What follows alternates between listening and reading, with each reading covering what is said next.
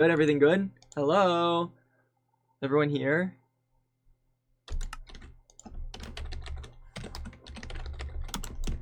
Are we here? Is everything good, chat? Can you guys hear me? Or did the stream reset properly?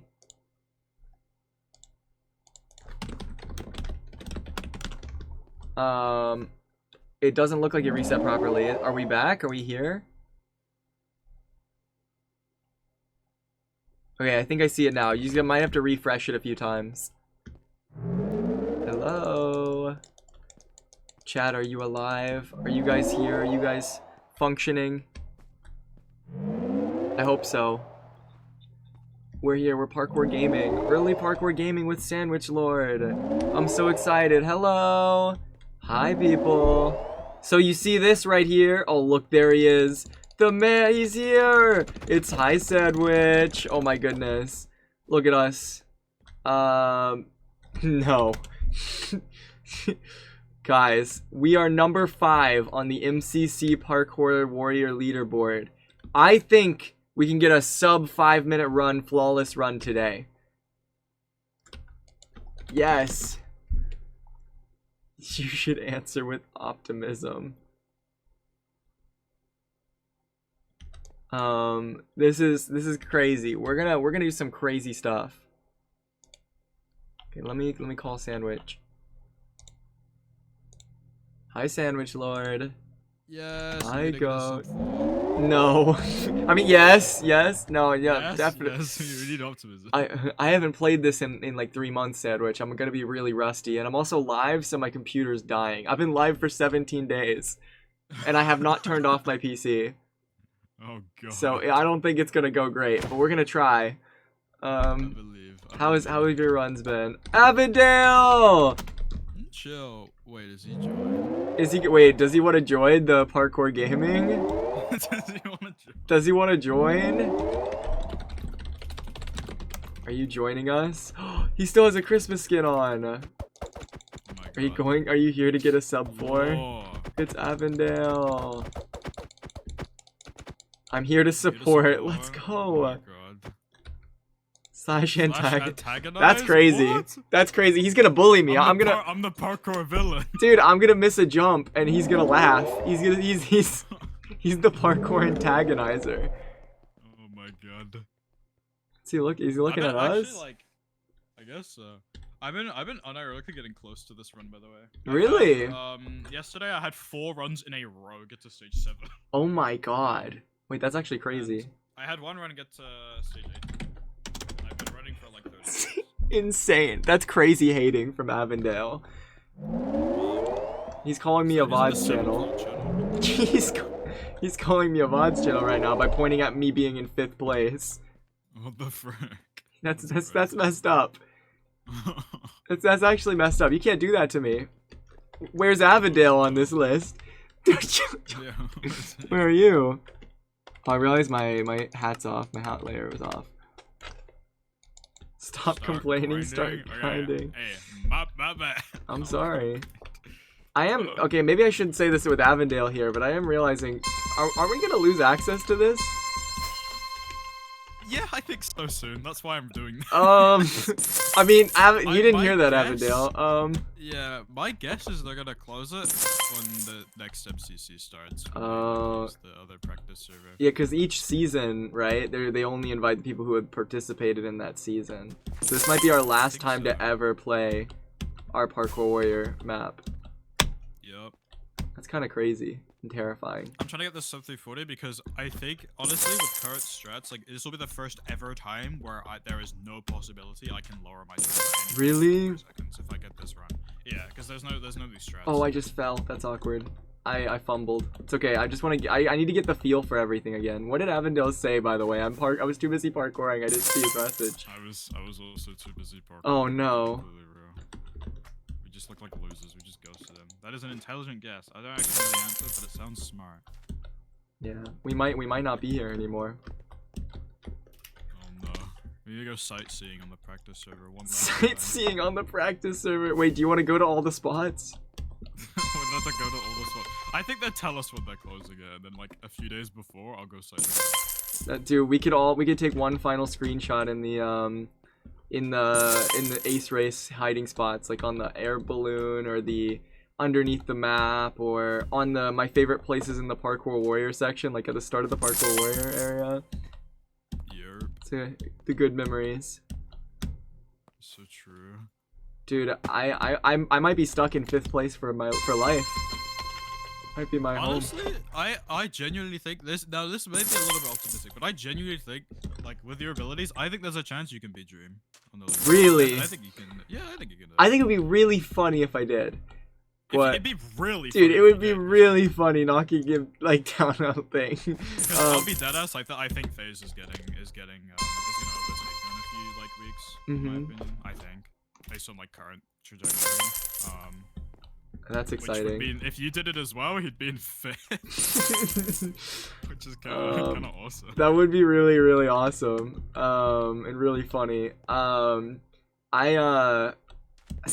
thing is, I'm not going for leaderboard stuff. I'm just wanting that flawless run, remember? Like, that was my biggest thing. If I do beat Dream, though, that's a funny plus as well. But I want to be able to have a second channel, like, full run through of the whole map without any failures. Like, I think that would be peak. Yeah. I don't know. Could be cool. Oh, I also should be recording, shouldn't I? I don't have split audio tracks. They'll hear my voice, so it doesn't really matter. I'm so used to recording this rather than streaming it. This is such a weird situation. I think the last time I streamed it, I did really bad, though. I don't know. Well, if I get the run, then I'll just have all the audio in the video. Oh, yeah, that's fair. Last time you did it was crazy, by the way. You went insane. I taught the, did you see the Block Wars announcements? The thing? No. On Twitter? What was it about? The team announcements? Oh, are you talking about the pink? Yeah. What'd you think? Evo came into my chat the other day. Really? Yeah, he was like, I'm trying to learn, man. He joined my chat and I'm like, Evo, do you know how to inventory chat? Dude, I was doing Parkour Warrior with Evo and Zam. I think I told you that. I don't remember. Dude, he's cooking. Or no, he was doing. Me and Zam were preparing for I think it was Pandora's Box or something. Yeah. And Evbo joined into the chat and started parkouring against us, which was so funny. But what is cool, you know how I've been doing the subathon? I'm trying to like learn a bunch of skills and things. Yeah. Oh, dude, I had a good run there and I failed. Well, as I've been learning like a bunch of different skills and things throughout this, one thing I did was I did PvP training, and some people who I did PvP training with was Clown, Flame, and I'm planning on doing one with Main at some point, like main pair.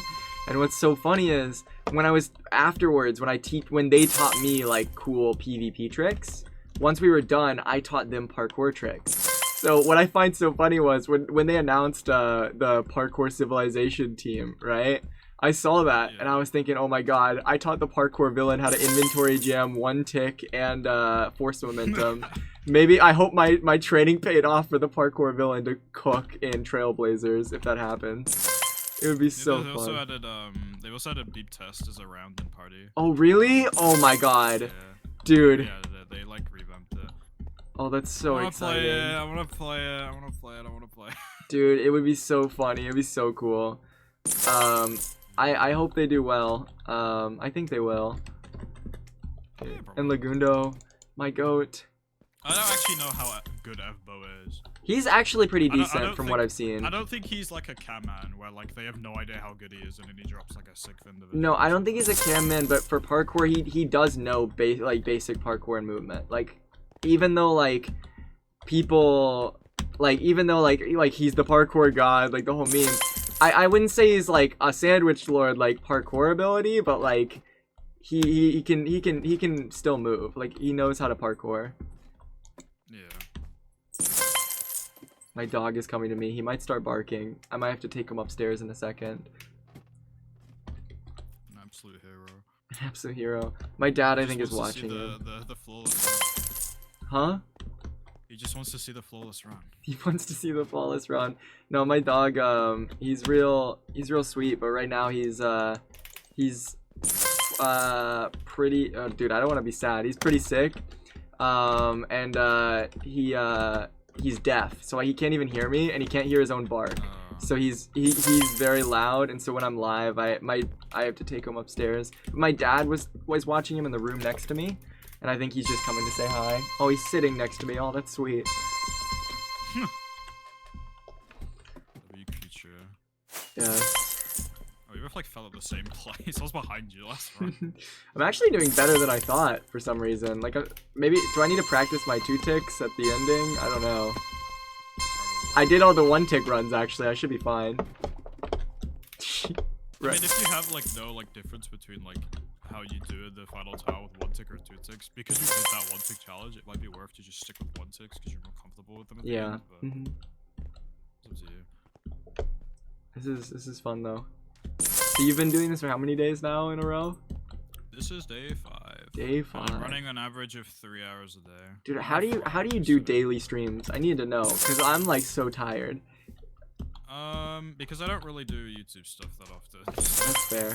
But even still, not like a thing that I do all the time. I get burned out so quickly or I guess I am streaming like 12 hours a day on average, so I think that's also why it's because as well I don't game like that much off stream. Oh, that's fair. Like at least Minecraft. So whenever I want to play Minecraft, my brain is just like, oh, I'll just stream it. That's a good mindset. So just like mold it into my stream time. Very fun. Thank you for inviting me. This is very silly. No worries. I mean, like, it's always good to have company because it like gets really like dry, like after like hour and a half. One day I want to do like silent streams. I don't know.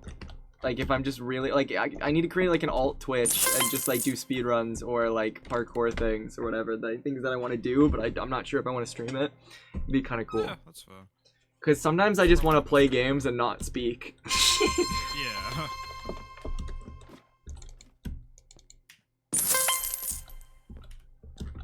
Like for this case, I usually just like commentate like what I'm doing in my run. Like sometimes, like it's getting. I'm not even kidding. It's getting to the point where halfway through a level, I can tell if I make a mistake, and I can tell the exact split that I'm gonna get on that level. That's really? how, like, at this point, yeah. So like, an example 4-1.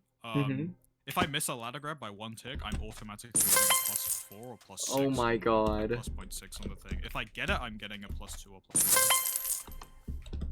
I think I was at a certain. There was a time, like when I hit my PB, I was playing this way more than I should have, and I was starting to get into that mindset of just knowing when to reset. But I got so burnt out from doing it that I just stopped, and so I haven't done it in a long time now. So. But it's a fun course. Yeah. Good at talking when nothing is happening. Maybe I'm good at talking when nothing is happening. I guess, like, kinda. I feel like you are. I don't know. It's probably because I don't plan interesting stuff every time I stream, I guess. Yeah, with the subathon, I've tried to make sure that I have, like, 1 to 4 things of an interesting thing every day on top of the general gaming. And then when those get rescheduled or canceled, I'm like, okay, what do I do now? What is today's plan? Thankfully, I haven't had to do that much. I've only had to do that like 2 or 3 times. But you just need like 10 things that are like idle things. You can just like work yeah. So like if you do one of them, like again, it's like, oh, I haven't done this for like nearly a week. Dude, I haven't been on MCC Island a lot recently. I need to play more because like during the subathon I've been just jumping between SMPs when I'm not doing things, but I have not, because I struggle with talking while doing the MCC Island fishing. So in my head, like I like to fish when I'm doing other things, but like I can't do that during the subathon because I don't want it to lag my PC. So I just literally have not been fishing, and I feel like I'm so behind now. I mean, I'm like level 48 on fishing. I haven't fished like properly in 2 weeks. Oh, okay. Well, I'm less than you, so you've been I grinded locked it in. a lot when it came out. I haven't grinded it too much recently. The fishing's a just lot go of play fun. Yeah, it's chill. It's chill to do if you're in like a big group VC, just like hanging out. Yeah, it is. Did it's I? Like a good, like podcasty type thing. Did I tell you I've been speedrunning now? I saw actually. You did? Oh God, what did you see? I saw your incredible runs. Oh, you were. Oh yeah, you were there, weren't you? Oh no. It's pretty bad. To be fair, for someone who's never speedrun before, I think I understood things pretty quickly. That's good. But there's a lot to speedrunning that I didn't know. Like the thing is with speedrunning is that it's to learn like the basic like route that you do for every run. It takes like 5 minutes to learn. Yeah. All the convoluted stuff takes like months. I know all of Bastion routing, and now I know how to 1 cycle and 0 cycle, which is really cool. Oh, right? Jesus, that's crazy. I know how to do both of those because I was taught by I was taught Bastions by Rec, and I was taught 0 cycling and 1 cycling by Curry. I picked it up fast, right? I'm pretty good at picking things up when I learn how to do things, right? But the thing I had the most difficulty with right now is I don't know how to triangulate or find things, right? I used to know it, but I've forgotten. And so the awkward part is I was like, okay, I know Bastion routing, I know 1 cycling, I know how to do villager routes, ocean routes, and like all of that, right? Realistically, I should be good. And so I was like, let me just do some random seed things. And then I just could never find the things I was looking for. It's like when I found the Bastion, I was good. When I found the end, I was good. But finding them was the hardest part. And that was... Yeah. I don't know. It's a lot of like pie chart stuff, right? Yeah. Pie chart lets you see spawners. I know how to use the pie chart, but I always feel like I'm doing it wrong. Like I'm not doing it fast enough. Like the whole idea of it is that you overlap, so like you do it whilst you're trading with piglins or like mining gold and stuff. Yeah, and that takes time learning, like just doing it more, getting more comfortable with it. Cause I'm not comfortable with Bastion routing, but I know it all. Like if I enter any Bastion, I know how to get all of the gold now and how to like trade with all the piglins. But like I'm not comfortable enough to do that and multitask at the same time, you know? It's weird, but it's cool. It's like, it was really cool to learn how the Bastions work, because I will never forget that now. Yeah. Like, let's say once you learn it, you don't really, like, you don't have to relearn it unless you stop playing for, like, months. Yeah, exactly. A lot of it is very muscle memory ingrained. Same with anything, honestly, in this game.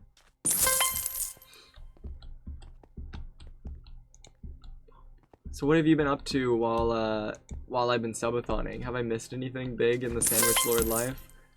Honestly, this has been the most like a dry point in my life in years. Like, really? Absolutely nothing is happening. Not like in a super bad way, but just like yeah, nothing's going on because like I'm on a break from events for like a month. Nothing's happening. Yeah. What else? I just had my birthday. That was chill. Yeah. Oh yeah, I remember. I wish you a happy birthday. What all did you do for your birthday? I built Lego. I have this like Mario Yoshi from Super Mario World, like a Lego thing. Oh, that's so really cool. It's actually really on awesome. Display behind my setup. If I was wearing my mask, I'd show it on my stream. Mask, and I don't want to have to do all of that because I look awful today. But I also got this like Lego like crafting table, which is really cool. That's sick, dude. I need to get more Legos. People are actually mad at me because I used to get Legos a lot for like Christmas or like birthday stuff, right? And there was a time where I kind of just wasn't as invested in Legos at that time because I was just really busy with what I was doing. And so like I had this Lego box. It was like an old Minecraft Lego box that was a slime thing, right? And I only wanted it because it had slimes. But I hadn't opened it. Like it was an unopened box. And my friend got mad at me because I had an unopened Minecraft Lego box that was discontinued for like 7 years. And they're like, dude, that goes for like a lot of money. And I was like, well, I could maybe sell it, but I don't know. I want the slimes. But it was pretty cool. Yeah, dude, I was like, cause I usually get my Lego phase. Where I like just like the Lego. It's usually around Christmas time. Yeah. Like, that's when I get Legos, right? And I was like researching like why people buy Lego, like looking at videos into it. Apparently, like there are people who have like entire rooms in their house allocated to like stacking huge just Lego, and they will just keep it, and then they will wait like 5 years, and then they will sell it for like 5 times the price. It's like people literally make a living off of that. Like, wow. That's crazy. At my local store, I went there the other day to like get Christmas stuff, like getting presents for family and stuff for Christmas. And while I was there, I found out, you know, like you remember how they always have like the video game cases where they're behind locked, sealed like things. Yeah. My Lego aisle is now behind locked like bars, like the thing. That's crazy. And I was like, I saw that. I thought it was the funniest thing ever. It's crazy that we're in a reality that Legos cost more than video games. Yeah. It's true though. I went to this like shop for my birthday. A little bit like I hadn't like been there before. It's like an interesting Lego shop. It had like everything. Like it was huge. Yeah. It had like a lot of the huge sets that go for like hundreds of dollars. And it's like, damn. Yeah, people come out and buy this stuff. There's some crazy Lego sets, like old ones too. I just have a bunch in my room, like just on display that are put together. Dude, I like collecting things. I just don't think I could ever get invested in collecting Legos. Like, it's already been out for so long. I'm so behind. But if I can get a cool Lego, like, sure, like, why not? I don't know. Yeah. Like, I'll buy Lego if it looks cool. If it looks cool, and I'm like, oh, this will be cool to display, I'll buy it. But, like, I'm not gonna impulsively go and buy a Lego set because I can afford it, right? Yeah, exactly. I need to have, like, logic and reasoning into my purchase. My one big collection right now is my plushie collection. And I don't normally collect... I've seen your plushie You've seen it. huge. Did you hear about the most recent edition? Did you get the, was it a Technoblade? I did. I got the Techno plushie. Did you hear about how I did that? No, actually. I was having a call like this with Red during the subathon. And he was telling me that for Christmas... I'm looking at the plushie right now. He said for Christmas, he got really fat. He thought it was really interesting. He was researching and he was on Amazon. No, he was in like the techno like Reddit, I think. And apparently, you know how U2's like has plushies that they sell? Well, apparently when they have a lot of extras laying around, they sell them on Amazon like during Christmas time just in bulk, right? And apparently this year they had like 10 techno plushies that they just sold on Amazon, like brand new out of the box techno plushies. And they were going for like $70-$80, which is a lot of money. But also, it's a Technoblade plushie. And the Technoblade plushies, like, I think currently go for like $100 to $300. So seeing them for $80 is kind of crazy, and they'll only go up in value. So Red was telling me that he got one, and he had one like at his house, and I was like, wait, are they still selling them? And I looked, and there were 6 remaining. So I immediately bought it on the spot. I was really unsure because I'm kind of low on money, and I was like, the whole reason of the subathon was to get money, like to raise money for trips and things. And I was like, do I really want to drop $80 on a plushie? But I was like, it's a techno plushie. Like I can't. Like I might as well. Like you're never seeing that again. Yeah, no, that opportunity is not happening again. Yeah. It does feel weird though to have a full Lifesteal plushie collection and then just Technoblade. Like it doesn't fit, you know. Like it fits, but it feels wrong. I think it's like, you have to realize that something like that is just, you kind of have to get it. Like, yeah. If you save up, like, if it's something you want at some point and you're never gonna get it again, it's kind of just like you have to cut your losses and get it. Like, yeah. When you can. It's like you're making somebody back, right? Yeah. I'll never sell this, but something else to just think about is like, if I was really in a financial situation where I needed that money back, if I were to resell it, it would sell for more money. It would sell for hundreds. Yeah, so I guarantee like a lot of merch from that store, like give or take 20 years, is gonna be so sought out for. Yeah. Like it's gonna be crazy. You know, I am worried for the amount that will go. Yeah. Well, you know, that's like the thing that I hate. My Red plushie, right? The Radoons plushie. Someone resold one of those for $200 and it was bought at some point. Sorry, I interrupted you though. What were you saying? Something you think? It's just like, I think a legacy item from like somebody from like who's, you know, no longer on Earth anymore, and like people, I just fear that people are gonna be reselling that in like 20 years, and I don't know, something about that seems inhumane to me. Yeah. Like, I don't know, just like, because that's gonna be, I'm not even kidding, I'd be shocked if it wasn't worth 4 digits. Yeah. That stuff's gonna be so sought out for. Yeah. With the reputation that Techno built as well is, I don't know. Yeah. Kind of crazy. Like, what I find insane is every time I go to a convention now, I make sure to bring one of my Lifesteal plushies with me. Like, I know I am a Lifesteal member, right? So it's not like as like crazy, but because of I'm a Lifesteal member, I have more opportunities to meet with them, and I make the extra effort to bring at least one plushie with me every time to get it signed. Yeah. Because I think, that's a cool idea. And so I've been collecting signed Lifesteal plushies, and they're just, They're piling up. Now there's some that are too big that I just can't fit in a suitcase. Like that's just not happening. I think I have like 5 signed plushies now. Very cool. Did I tell you about how I got the Squiddo plushie?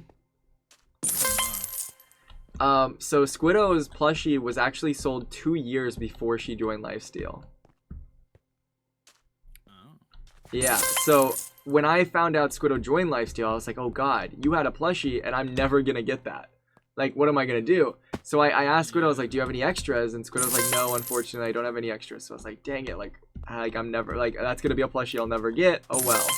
And Squiddo said, I'll let you know if I ever find out anything about it. Well, I think it was like 4 months later, randomly, Squiddo just DMs me. She was like, oh my god, I was just in a call with Caboodle and I looked on eBay and apparently someone's like selling a Squiddo plushie.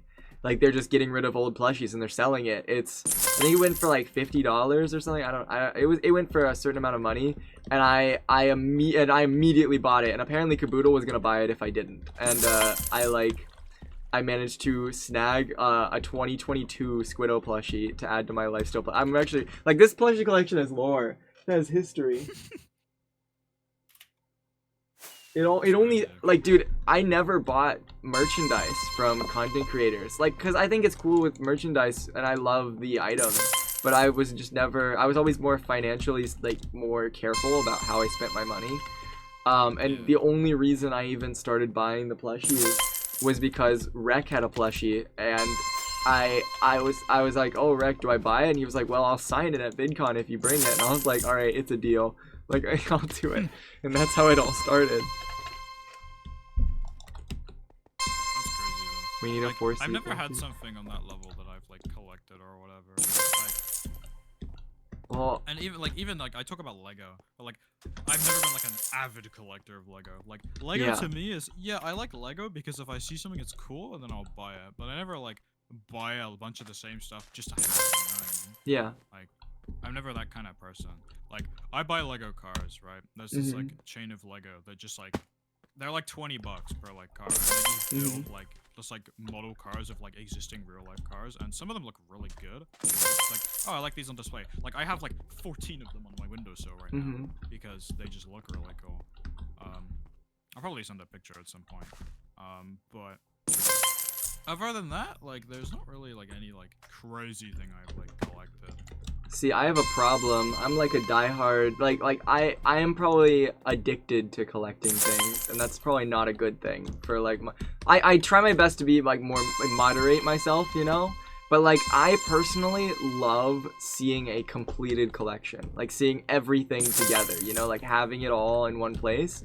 So like growing up, I would collect like a bunch of different things and like find different things that I thought would look cool completed, and then I'd complete it, and then I kind of stopped collecting things and move on to the next one type deal. Now, I don't think they're completed anymore because since then those collections have like grown. But like when I was younger, there was like Diary of a Wimpy Kid. Like I had all of the books. Cause it looked cool on a shelf to have all of the Diary of a Wimpy Kid books as a kid. My yearbooks. I have all of my yearbooks from kindergarten all the way to like senior year of high school, and I just thought that was cool to have because it's like my history. Pokemon cards. Me and my sister have like thousands. I think I have like 2,000 or something in a binder or more maybe. My sister has like double that. It's kind of terrifying. And plushies. But like, I don't collect Pokemon cards anymore. Like I used to a lot, but I don't anymore. And my binder's just kind of sitting around and on display. But that's kind of, it's kind of weird. Like maybe one day I'll stop collecting the Lifesteal plushies. But that's like my current collection. Back in like middle school, there was a time frame where I collected soda cans. That's probably the weirdest collection I've done. It's a weird one, but just like around like old brands or just like yeah, no, it was just like old or new brands, like anything, because there's discontinued ones. Like I did research on it. It was like, what was so cool about the soda can thing though is I actually learned about them. Because I had a whole shelf of like different soda cans and different things, and it's like interesting to learn because I always was like, oh, Coca-Cola is like very bad for you, because it is like it's very acidic, right? But then it was interesting holding a a Coca-Cola can and a Sprite can like side by side and looking at them and realizing that like Coke has less sugar in it than Sprite. Sprite has more sugar. Now Coke has caffeine and that's what makes it really bad for you and has other things, but when it comes to sugar, Sprite is worse. And another thing to look at is like do you know root beer? Yeah. Root beer has 3 times the amount of sugar as Coke. Or like I think certain brands are 2 times, but there was one brand I saw that was 3 times. It was actually crazy. I don't know. I used to be an avid root beer drinker, and then I was like, no, I can't do that anymore. That's actually just bad, like really bad for you. I've never drank acidic drinks. Really? I just never something I've drank. No, I don't like them. I don't like the aftertaste or anything. Oh, that's fair.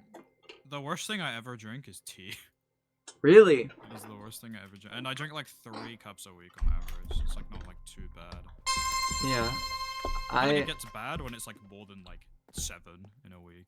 Yeah. I think 1 a day is honestly chill. But I know a lot of people drink like several cups of coffee a day, for example. I've never actually had coffee. And I think that's because I'm afraid of getting addicted to it. Because I think that I've had coffee flavored things and it's good. And I'm worried I don't want to be one of those people that has to have coffee in the morning, like caffeine things. Because if I have caffeine in the morning every time, if I rely on that, I think that becomes a bit of a problem, you know?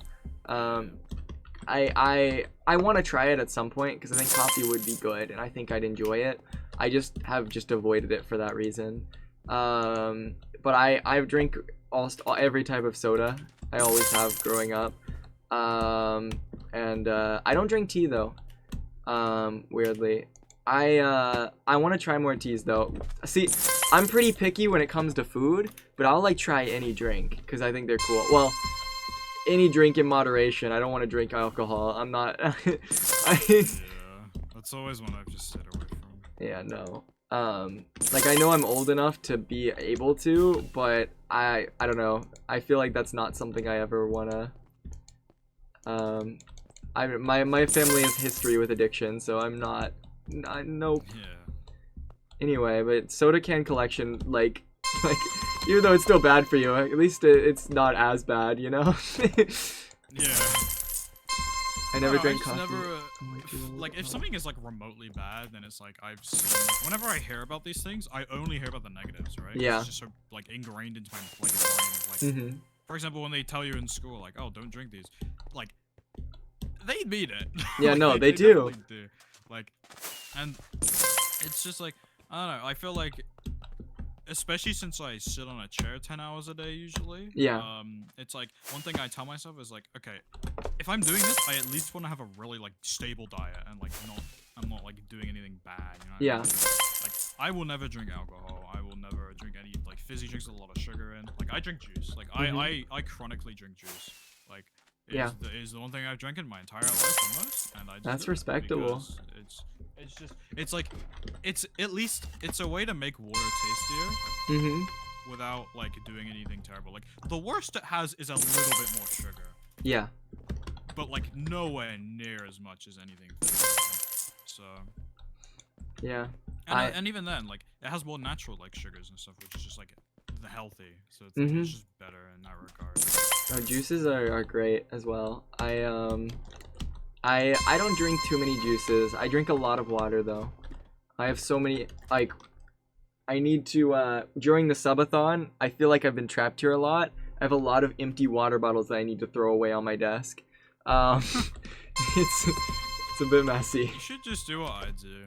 For Christmas, I got a 2.5 liter bottle. Oh, that's nice. I exactly drink about 2.5 liters every single day. So. Oh my god. I just fill it up at the start of the day, and then it lasts me the entire day.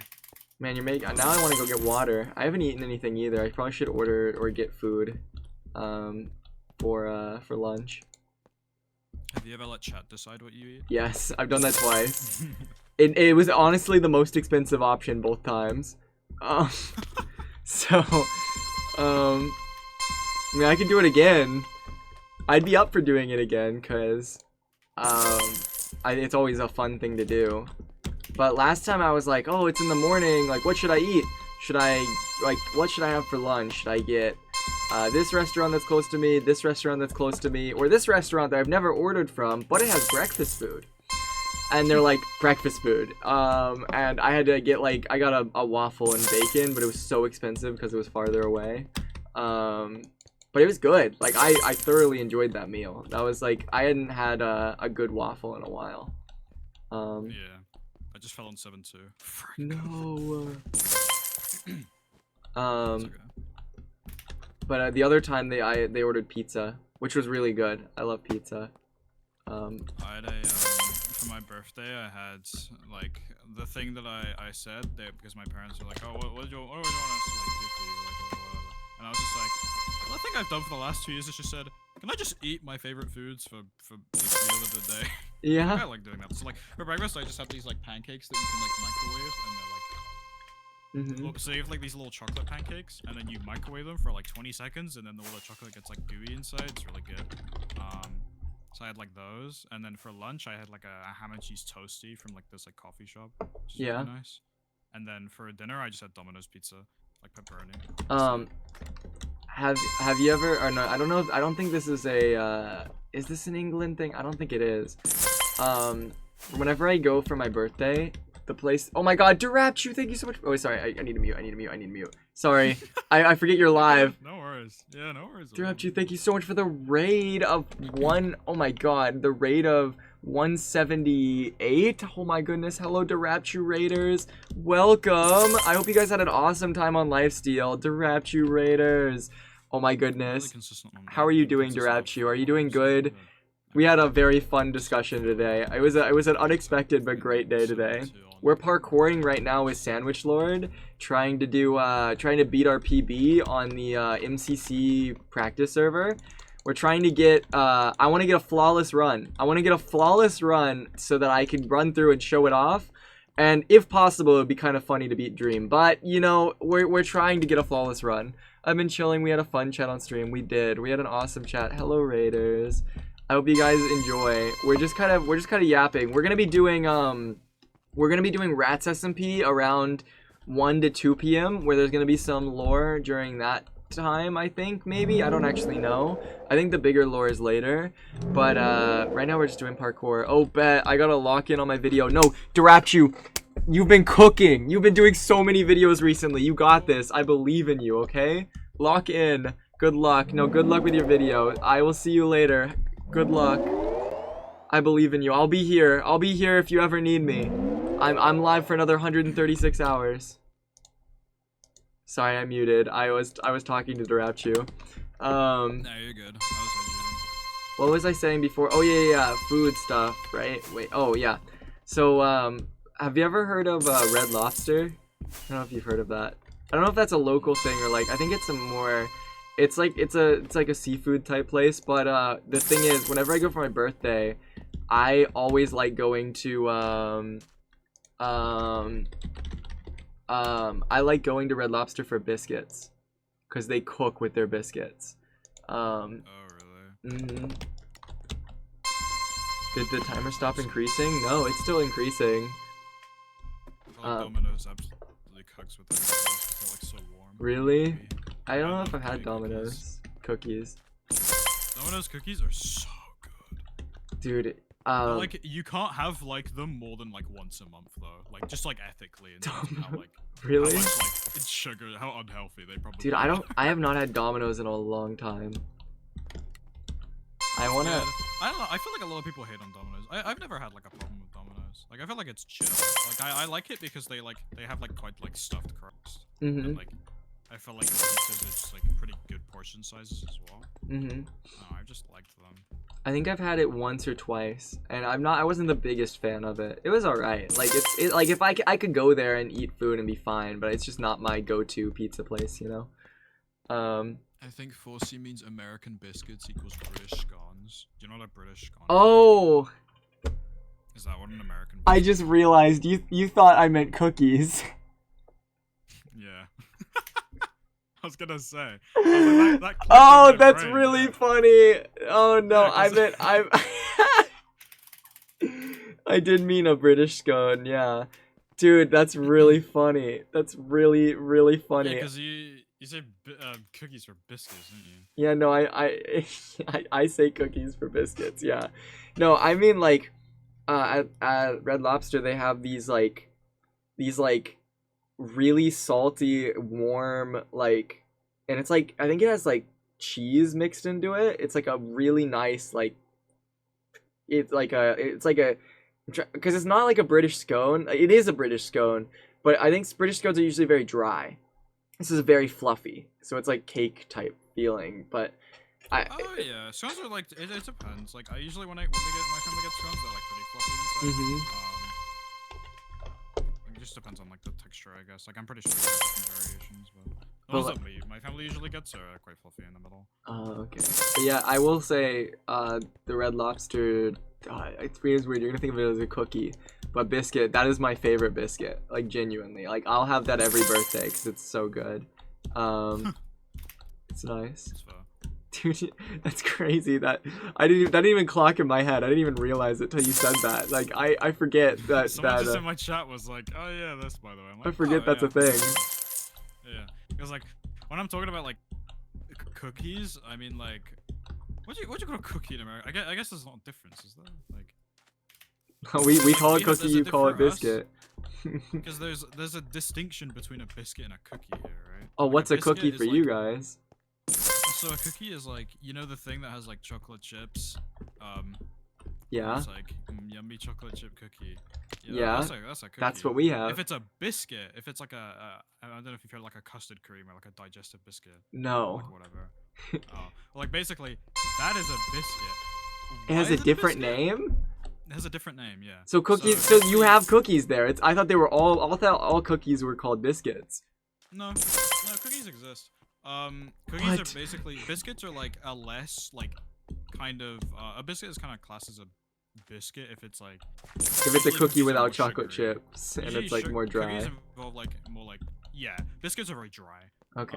Like the whole gimmick of biscuits is like what I like to do is I like to put this like kind of like cheesy like spread or like it's like this cream cheese spread on like digestive biscuits. I don't know if I'm like a villain for doing that. Yeah. Any Brits in the chat can you know. Oh, sandwich is quiet. I think you're on 200%. So I'm gonna up my Discord volume in the thing. Hopefully that makes you louder. I'm so freaking quiet on my mic. I just have it like low so it doesn't pick up my keyboard. I was like, so I just have that, and then I have like the I don't know what it's called. Just like it makes me louder when I'm talking in a specific volume. I think I always have you on 200% on Discord, and it's still quiet. So it doesn't bother me much. I'm used to it. But I did turn up the Discord, or I turned up my OBS settings for Discord for you. Hopefully that helps. It's weird because a lot of people like on my it's like completely 50-50 how loud I am in people's like like streams and whatnot. Like sometimes I'm like perfectly normal volume, and other times it's like I'm quiet. I'm like, man. I don't really know like what like cause I guess people like have their Discord at certain volumes or something, but like everyone else will sound like normal, so it's like I don't get it. Wait, this is something I need to know, Sandwich. What are your chips? Chips? It's the stuff you have with fish. What do you have with fish? So, fries. Chips are fries, basically. Okay. So whatever you call fries is what chips are here. Okay. And then whatever chips are for you, they're called crisps for me. Yes. Yeah, it's so funny. Dude, dialects are so interesting to me. I don't know why. Why did Americans decide, this is a chip? I mean, and they look at a chip. And also, you know what the thing is?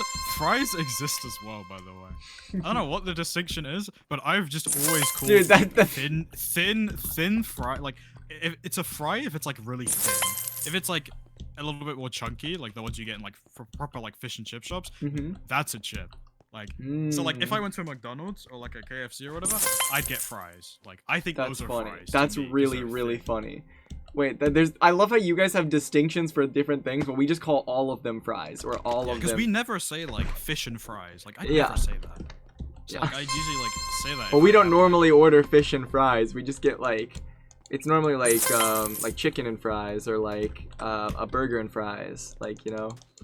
I don't think normally people order fish and fries. Well, sometimes you do, but like you don't say fish and fries. You just get like fish with a side of fries.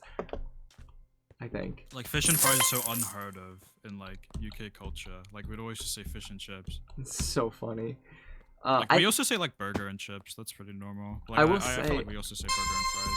I will say America's so big that there is a lot of distinguish of like things in America as well. Like when it comes to, you know how I said soda? The people who are southern say people who are from the south actually say they just distinguish all soda as Coke. Like that's how they call it. Like so like there's Coke, soda, and people who are northern call it pop. So but like there's 3 different ways that it's distinguished. There's a lot. I did like a study on dialects. It's kind of cool. You know what, I don't know how like common this is in the UK, but my family calls all forms of like sodas and stuff, because soda doesn't exist in the UK as a word. Not really. We call it fizzy. Oh, interesting. Because it's fizzy, you know. It makes sense. It's like how an American will call like a pavement a sidewalk, because it's a sidewalk. It's on the side. Like it makes sense, right? Yeah. Wait, what is chippers? My chat's saying that. Chippy? I mean, they're saying chippers. Go to the chippy and have some fish and chips. Maybe. Cause that doesn't chip. I have not heard of that saying before. No idea. Oh, apparently that's what Irish call their fish and chips shops. Chippers? Interesting. No, that makes sense. I'm just imagining someone saying that word in an Irish accent, and it like kind of makes sense to me. Yeah, no, that's interesting. That's really cool. So, Sandwich, I have a question. Are you going to any big conventions this year? TwitchCon. TwitchCon EU? Yep. I will keep that in mind. I said, so here's the thing. The subathon was to raise money for me to go on like big trips, right? And I've already been able to afford like VidCon now, which is really exciting. So now any leftover money, I'm now going through my own, like, I was talking to my parents of the possibility of going to TwitchCon EU, because that's something I really want to do. Because I just want to see things. I want to meet people from other countries. I want to just travel. I don't have the money to go crazy traveling, but like going to a convention I think is something that I could do as like a start, and it would be cool to like meet my European friends. The thing is with TwitchCon is it's because there's like an American one and a Europe one. Like a lot of people that go to the Europe one who live in Europe are just not gonna go to the America one in their lifetime. Well, this is expensive. Like unless I like genuinely had like good funds to do it, I'd do it. It's just so expensive. Yeah. It's just like always out of the question for me. I think asking like EU is so cheap. It's a 30-minute flight for me. Oh. So I just go from London to Rotterdam. It's 30 minutes. That's nice. I think asking around like different people, I think a lot of the Americans who are going to TwitchCon San Diego are also going to TwitchCon EU. Not all of them, but I've heard a few of them that I wanted to see are going there. So it's like I'd get the best of both worlds. There's only like a few people who I would not get to see at the TwitchCon San Diego. So yeah, it's something that I've really considered. I'm hoping they run an MCC there again, because if they do, that just automatically means more people are gonna go. Yeah, and it was really, dude, the MCC at TwitchCon, it was my highlight of my entire trip. It was so good. It was so cool to like interact with everybody and just see the event live. It was such a good experience. I don't know. Yeah, I freaking love TwitchCon, man. It was so fun. Like I don't know, every part about it was just fun. Like it was just nice, just being in. It was just in an atmosphere I'd like never seen before. It's like the atmosphere where you're like hanging out with people online, where it's like, oh, like, you know, these are people that like share like your interests of like what you aspire to do whilst you're online. Like I never have that. Yeah.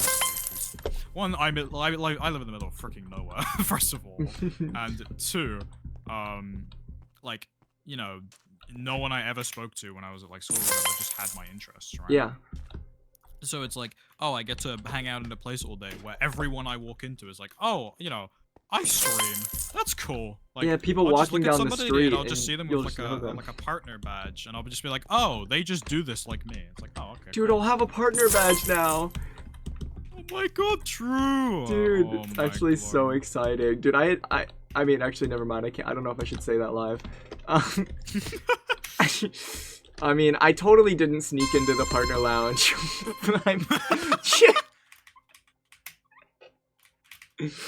But don't worry about it. Don't worry about it. It's fine.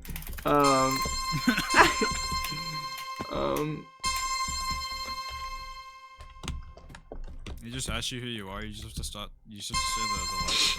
They didn't even ask me who I was. I just walked in. They had people. They had like security though when I was there. They like checked your badge. Oh, they had security. They just looked at me and I just walked in. If you're confident enough, they won't know. If I'm confident enough, they won't know. Okay. It's fine. Yeah, dude, the security was really tight though. At like out in the main entrance. Like it was. Oh yeah. I told you those stories. Pretty tight.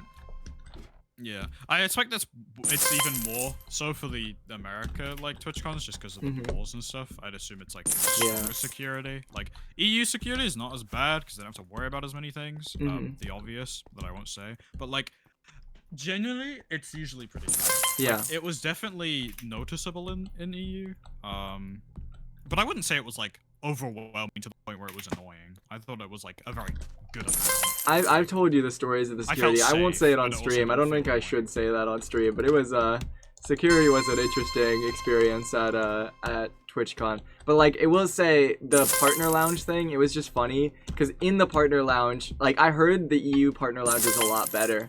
I think the partner lounge at San Diego was literally, it was just a couple couches and then like a vending machine with free food that you or food and drink. And that was it. Like it was just a room that people could just chill out in. And I didn't even get any like drink or food. I just kind of walked in, saw it, and left. Like that was about it. Oh my goodness, you need to come to EU TwitchCon then. The partner lounge was actually like, it was actually chill. Like really? I'll be dead ass. Like everyone was like clowning in the partner lounge before I went. I was like, okay, this is like no reason for you to have partner then going TwitchCon. Like whatever. I go there for the first time with Kaylin because this is when Kaylin like actually had his partner badge. Now. Yeah. Until like after the ceremony. So we went up there, and oh my god, like really? It was huge. There was like I want to say like at least a dozen huge beanbags and like sitting areas. There was a bunch of tables where you could just like sit and like, hang out. And, dude, large enough to like play like board games and stuff. There was a vendor that was just selling free crepes. Oh my god. There was dude, I love crepes. Large bar that had free drinks. Yeah. All the time, and another bar that had free muffins.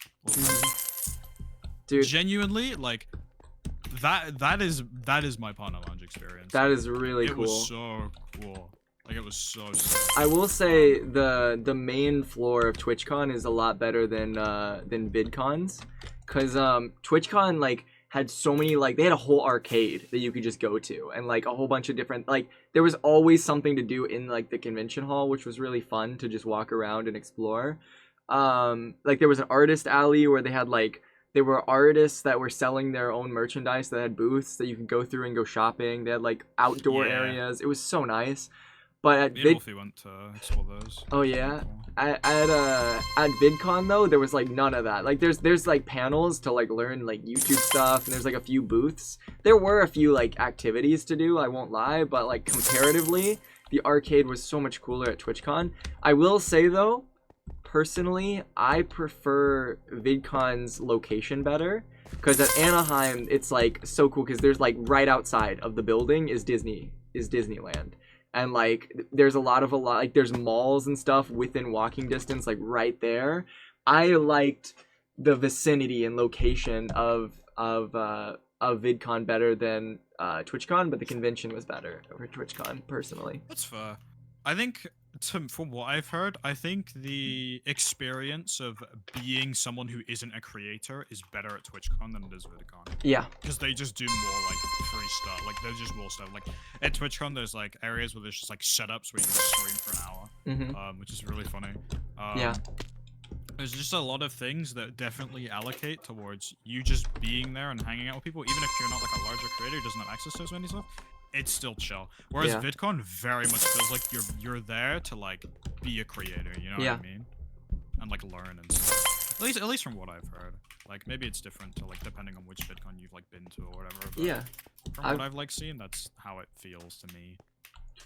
I've gone to VidCon twice and TwitchCon once, and I will say the thing I like the most about VidCon, and something I'm really excited about for this year, is all like so many SMP creators go to VidCon, and so like when I was there were like, I'm pretty sure there were 100 to 200 SMP creators, and what was so cool about that was it was like, and the reason I say that is because there probably was more than that, to be fair. But it was like, I think there was one SMB creator who got a bunch of different houses in a group chat. They put me in the group chat and they were like, okay, we're all gonna meet up for a big group photo at 2 p.m. in the front of the place, okay? And so we went at 2 p.m. and there was just like 200 people gathered around, or like, it was probably, no, it wasn't 200. I think I'm over exaggerating. It was probably closer to like 100 or 50-ish. Just like in one massive outdoor area, and we took one giant group photo, and I've never taken a group photo bigger than that photo. Like it was insane, and it's just cool to see a lot of people from my niche there. Like we'll be walking down the street and I know that person. Like that was weird to me. But TwitchCon was interesting because oh no, wait, you're where? Shit, I found the second jump. Oh, no, you were I like briefed on focusing, I 7 didn't for a realize. little bit, so I'm like not too worried. Yeah. Nah, Sorry. I don't really care. Like unless I get to like stage 8, like I don't really care. I thought you said you messed up and I didn't realize. I did, but I was like, I'd already messed up going into stage 8, so like it wasn't the end of the world. Like if that was a perfect run, it would have been a PB, but it wouldn't have been a 740. So the thing like, about I'll be honest, that would be so frustrating. the thing about TwitchCon that is was a much more interesting experience, or not interesting, a unique experience, was that there were a lot more other communities that I felt like I could recognize. Like there was a Pokemon community just hanging out with the Minecraft community, or like streamers from it feels like a much more closer community, if that makes sense. But there was like, everyone was streaming everywhere. Like you would walk into the building and you could spot like 10 people holding out a camera streaming right in front of you. Like there's no hiding there. Like IRL streaming is such a big thing at Twitch. Like Yeah. I always had to wear my mask, even like a decent distance away from the convention. I always had my mask on because like I'd only take it off if I was like a comfortable amount of like trains away from the convention, because there's just so many IRL streamers. Yeah. Like, chill. Like I think it's awesome. Yeah, it's just, they're doing their job. Creator, but yeah, like, oh my god, you have to just be a little bit careful. Dude, the fact, even in the partner lounge, like sometimes it's a little like you're just gonna be a little bit cautious because you never know if someone's just gonna take a picture. Like, hey guys, like just with their like friends or whatever. You just never know. Dude, so, like, my mindset going into TwitchCon, it was like, I'm not one to wear masks. I think masks are cool, but like, for me, like if I'm wearing a mask, they're still seeing a large portion of my face, right? And so, when I like it's still great for safety because like you need the whole face to really like, I don't know, like I feel like, but either way, when I was doing when I was at TwitchCon, it was like, okay, I'm not gonna wear a mask. If people see me, they see me, but I'm probably not gonna recognize me. It was like, but if I face reveal, I'm either going all the way or not at all. You know, like the thing is, right? Yeah, if you don't face reveal, like people are not gonna go up to you, even if you're not wearing a mask. Right? Well, I had to face reveal so I could play MCC. Yeah. So I was like, okay, I'll just beat the halfway point. I'll just wear a mask, so like then it's just like, okay, so I still have some privacy, but then people can still recognize me and come say hi to me, because like, I'm never gonna go and wear a mask like if I'm just like in my everyday life, right? Because no one's gonna recognize me, right? Yeah. But like at TwitchCon, if I'm wearing a mask, like people are gonna recognize me, sure, but I'm still gonna have that privacy. Like that's I true. don't know. I feel like it was good because like I wanted to sign because I knew people were gonna like walk up to me and like ask me to sign something. Yeah. And I wanted to do that, right? So it was just like, at that point, I'm just like, you know what? Like, this is the best thing I can do if I want to still keep my personal life, like... No, that makes sense. Pretty much 100% safe. Yeah. It's like, because then people haven't seen me without my mask on. Therefore, I can do every day-to-day things without wearing it all the time. Yeah. Outside. I will say, I am shocked that I did not get doxxed at TwitchCon. I was walking around with the Lifestealers the entire time, and all of them were face revealed. Like... like the fact that I did not get exposed while I was there is incredible to me.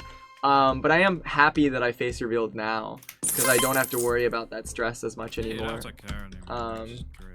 Like, it's nervous to me, but like it needed to happen eventually. Like, I wanted it to happen eventually. I kept going back and forth on when that time was, and I felt like, I don't know, the subathon, if I was raising money for trips that I wanted to go on, I might as well like give them something in return with that money, you know? And I did it, so it's kind of cool.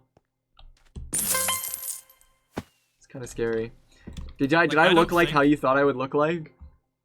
Yeah, honestly. Really? I'll be honest, I think you looked about how I thought you looked. That's funny. Which is interesting. Like, usually a lot of people, like, I'm like, oh, they don't look like how, like, for example, I didn't think Wolfie was gonna look like what he looked like. Really? I thought Wolfie was gonna look completely different, but that shocked me. You didn't really shock me though, for some reason. I don't know why, I just always thought you'd, like, look something similar to what you do. That's fair.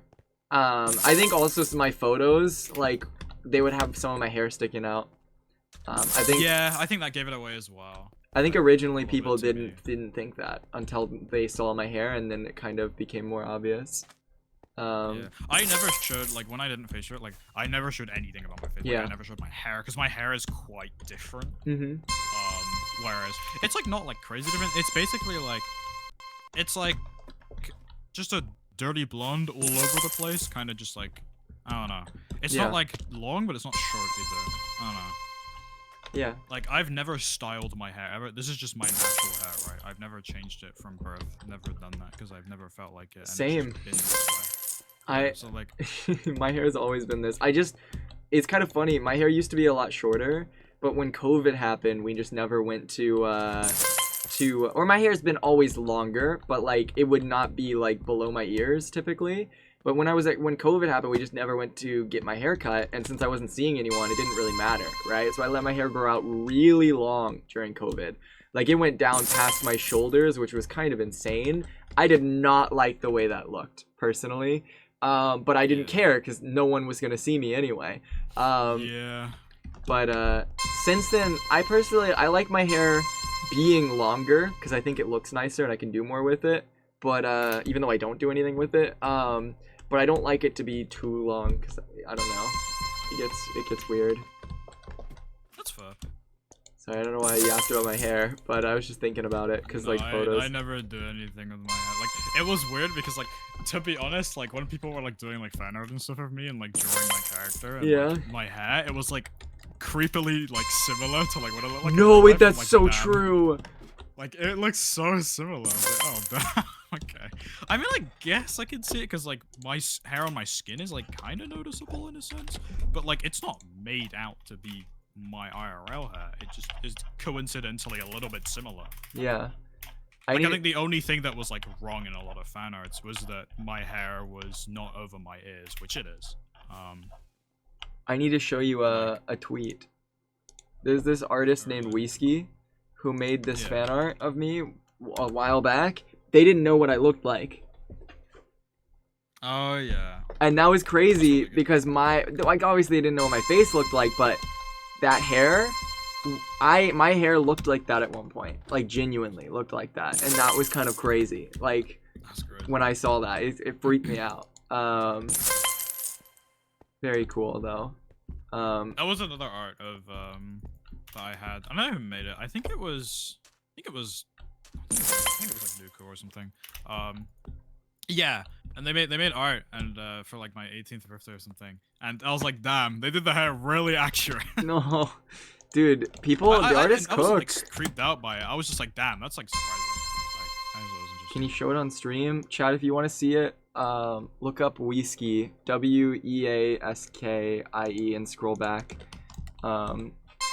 Sorry, I realized I said that on your stream. I really need to be careful about this. I don't mind it about it though, if you have to like Twitch your chat. I know, but I'm not used to it, dude. Especially since we're literally like parkouring in runs. So. That's true. What? Okay, Sandwich. The past 2 times I've ordered food, I've asked my chat, right? This time I'm asking you. Oh. Okay. So I have 3 options that you can choose from. Okay. And I don't know if you're gonna choose, cause I'm thinking of things in my area, right? What sounds better to you? Chicken, pizza, Mm-hmm. or a waffle. What have you had recently? Like past couple days. Yesterday, like, what did you have I had, yesterday and the day before? yesterday I got chicken on my way home from school. Okay, so chicken's out the question. Okay. I could though go to Dairy Queen and get chicken with a ice cream though, with a blizzard. Maybe. What did you have the day before you had chicken? I don't know. I don't remember. I think I just had like a sandwich at home. Okay. Like I ate here. So your options then are pizza and waffle. Pizza. My rule when I eat food is that I will never have the same thing 2 days in a row. Really? That's like, yeah. Cause I don't know. I just like variety. Like for example, yesterday I had pizza, so I'm not gonna have pizza today. Thing I'll probably have today is like I might have probably some wraps or something. That's a fair thing. What would you have at? You talked about having pizza like recently.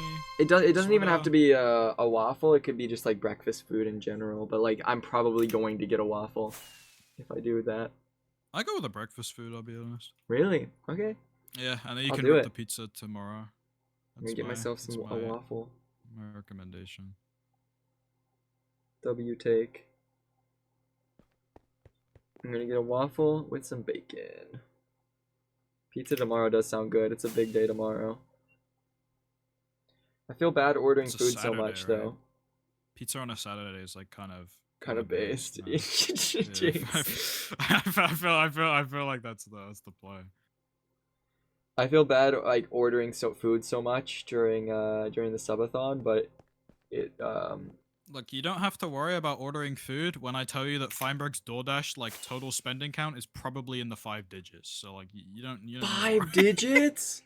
That would be my guess. I mean, what? Like you don't have to worry one bit, okay? Oh my god! I did buy Dash Pass because it saved me a lot of money for when I go to school, because I do have to order food while I'm at school. Like that's something I have to do because I just don't have the time to go get it during that time frame. So I got it for school reasons, because the Dash Pass, once I've made at least 2 orders in a month, I've already been saving money, which is good. That's fair. So as long as I order twice a month, the Dash Pass is worth it, which has been consistent. But I ordered a lot during the subathon. All right, I'm getting a bacon and bacon. My kitchen hasn't been used since 200 BC. What? Referring to the Feinberg. That's insane. That's a crazy message. Actually insane. No, you know something that I plan to do at VidCon with my house that I'm going with? Yeah. We're gonna cook breakfast, like as a group. Cool. It's gonna be fun. That's chill. We just I don't know why it's such a simple thing, but it's so wholesome to me to just imagine sitting down with a bunch of my friends and each of us cooking breakfast foods. It'd be really. No, that's like chill. I feel like cooking with people that like online friends is like kind of a chill like thing to do. I've always seen it as like oh my god, I want to do this with my online friends. It's gonna be cool. And then we just have that breakfast food for the rest of the week to eat, which will be nice. Yeah.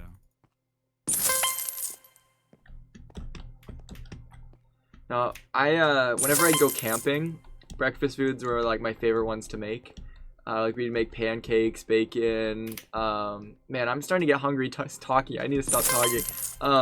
But like I did like a cooking contest where we had to see how many things we could cook over just a fire. And our team wanted to see if we could cook like non-traditional camping foods and more like modern foods, like on a fire. And so I feel like you can cook anything over. You can. That's all that it is. It's just a fire. Me and my friends, we did bacon pancakes and like a whole I think it was blueberry pancakes over a fire. And then we did, for dinner, we had a Dutch oven pizza, which was really cool. And then for dessert, we made this was my favorite thing because this was my suggestion. We made a cookie cake with marshmallow cream icing on top, melted onto it. Oh, That was probably the highlight, and we won. We tied first place with another group in that cooking contest. It was very good. that's crazy. Very fun. Oh, but I can cook you a camping is such a fun thing to do with like people, like friends. Dude, I want to do it. See, the hard part is, most of my friends in my area are doing other things. Like they don't do camping as much anymore, and they're like, I feel like I don't hang out with them as much anymore. I'm gonna turn down my volume a bit. I feel like I don't hang out with them as much anymore. So the people who I do hang out with are my creator friends, and they all live like miles away from me. Like they're like the closest people to me are still 3 hours away. It's such a tricky, or like an hour away, I don't even know. Like everyone's so spread out, and it's really tricky to like coordinate some type of like camping thing. And I've always wanted to just get like a bunch of outdoorsy like content creators together and be like, all right guys, let's go to the woods and build a shelter and just do it for like a video project. It would be kind of fun. But that would take a lot of time to like coordinate. I did talk to my dad. I think I might go camping sometime this spring. I was trying to think of like a weekend that we could do. Pretty nice. Not sure.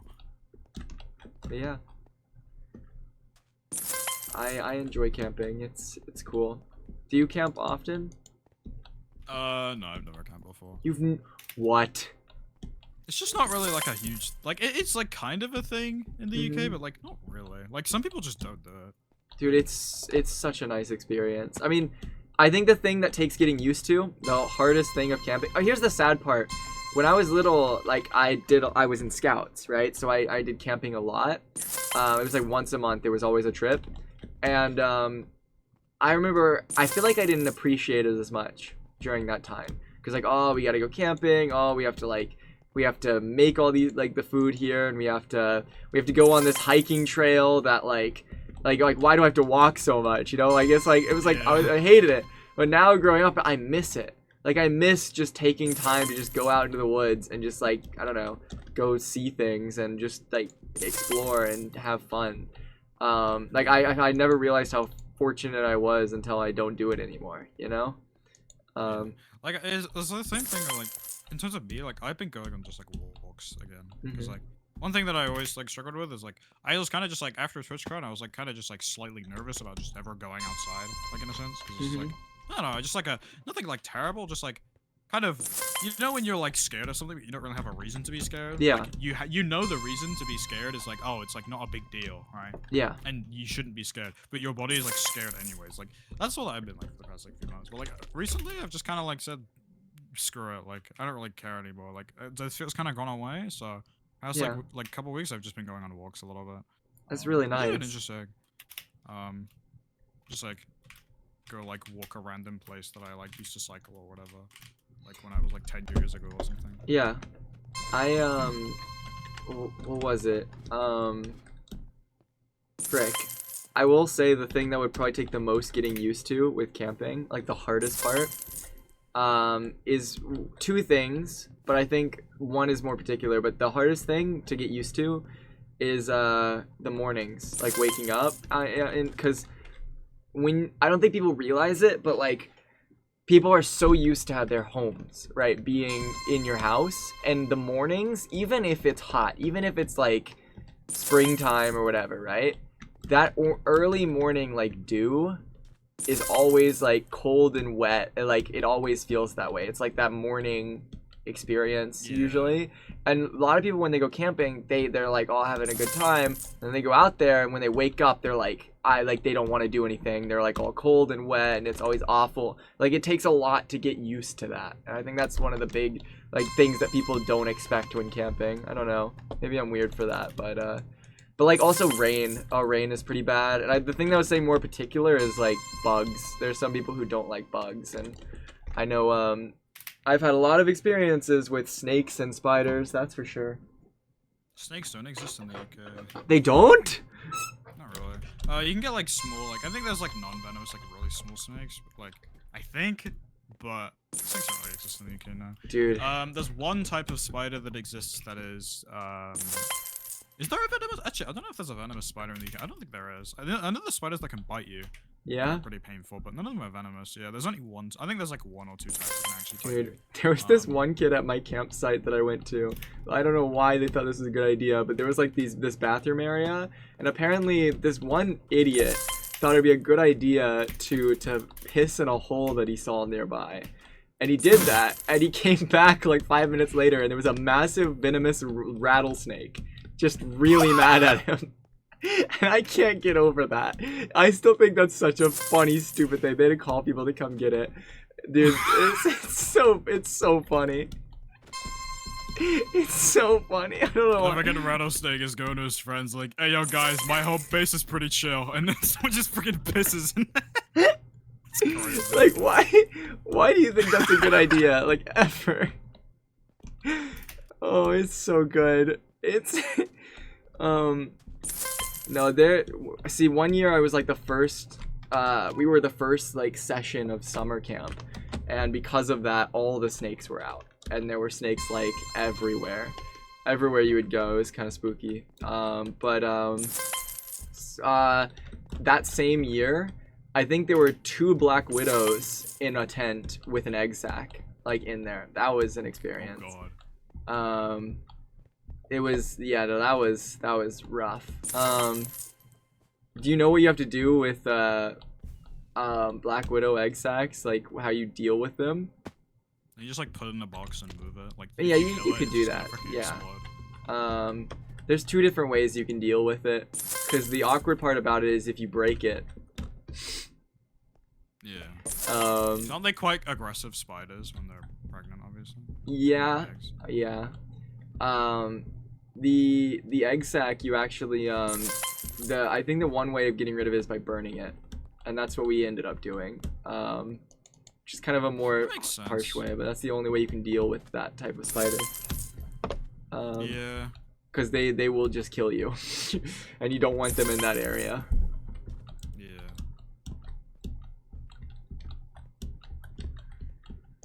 Yeah, spiders are spooky. I love daddy long legs though. They're very cool. I actually hate them. That was one in my room a few months ago. Freaking scared the Dude, there are still some in my room. I just let them be. Why are you freaking out about that? I don't like them. I've never liked them. I find them really scary. I don't know. There's 2 up in the upper corner of my room right now. They're chill like that. If it's a creature that has if it's a creature that has like long ass legs, like an insect, ooh, I don't know, man. No, there's most insects are chill. Like just ones with long like body parts, I don't like. There's like 2 daddy long legs up in the top corner of my room right now. If they get too close to me, like I'll kill them, right? But those 2 up there, they have been there like the entire time I've lived here, and it's great because daddy long legs, they don't hurt you. Like they can't hurt you. Yeah. But daddy long legs, spiders. They're extremely dangerous. They're like did you know that the venom of like a daddy long leg could kill like 8 men in like a second? I'm pretty sure that's real. But they can't bite you. They physically can't do that because they're I don't know what's wrong with it. So like they're extremely deadly and terrifying, but they physically can't. Is it just because their bite can't pierce human skin? Yeah. And because of that, like they're extremely venomous, but they just can't like hurt you. So, but they hurt other insects, and they like to eat other insects, so they just protect you. So like they're just really like awkward and scary it's the same looking. With spiders, but... like spiders just kill like a lot of insects and pests and whatnot. I have arachnophobia. I do not like spiders. Well, that's fair. If you have arachnophobia. I have like arachnophobia as well. I don't really like them. Like it depends on the size. Like usually small spiders I don't mind at all. Like I just couldn't deal with a larger spider. I don't know. I can't deal with wolf spiders. They freak me out. Those bother me. The largest spiders that exist in the UK they're just like house spiders, right? Yeah. They're like, I want to say they're like 2 inches, 3 inches long, maybe. They're not that big, but like, there's nothing is like. The thing is as well, they don't bite either. Like they're just the thing that make them scary is that they have larger legs and they're just fast.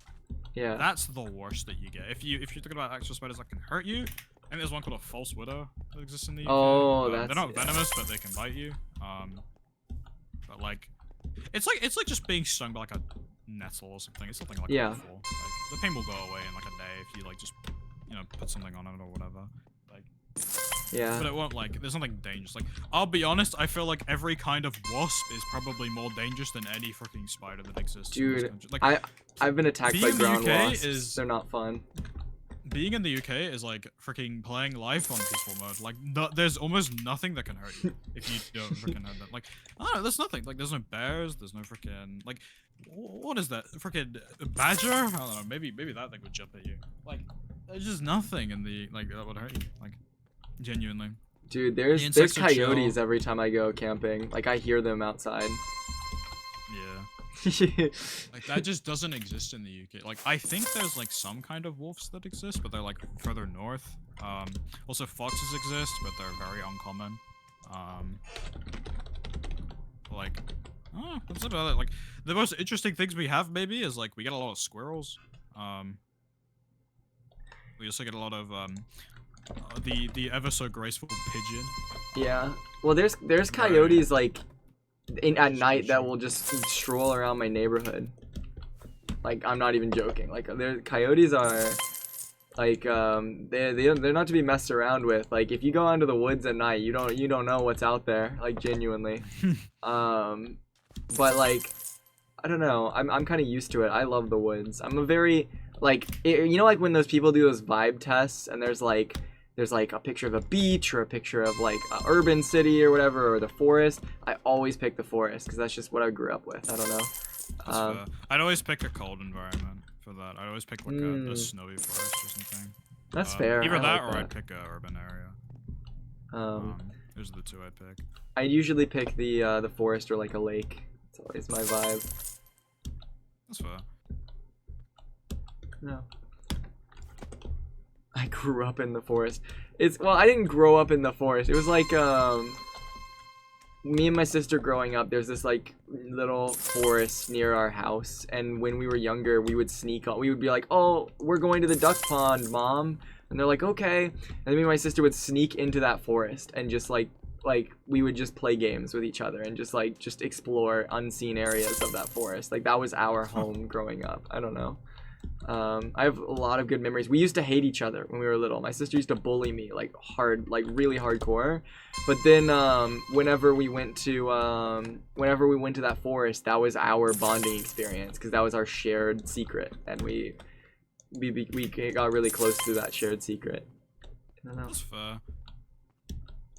I had never had like crazy rivalries with my sibling. Never really. I am the younger sibling, so like I was the one that was more annoying.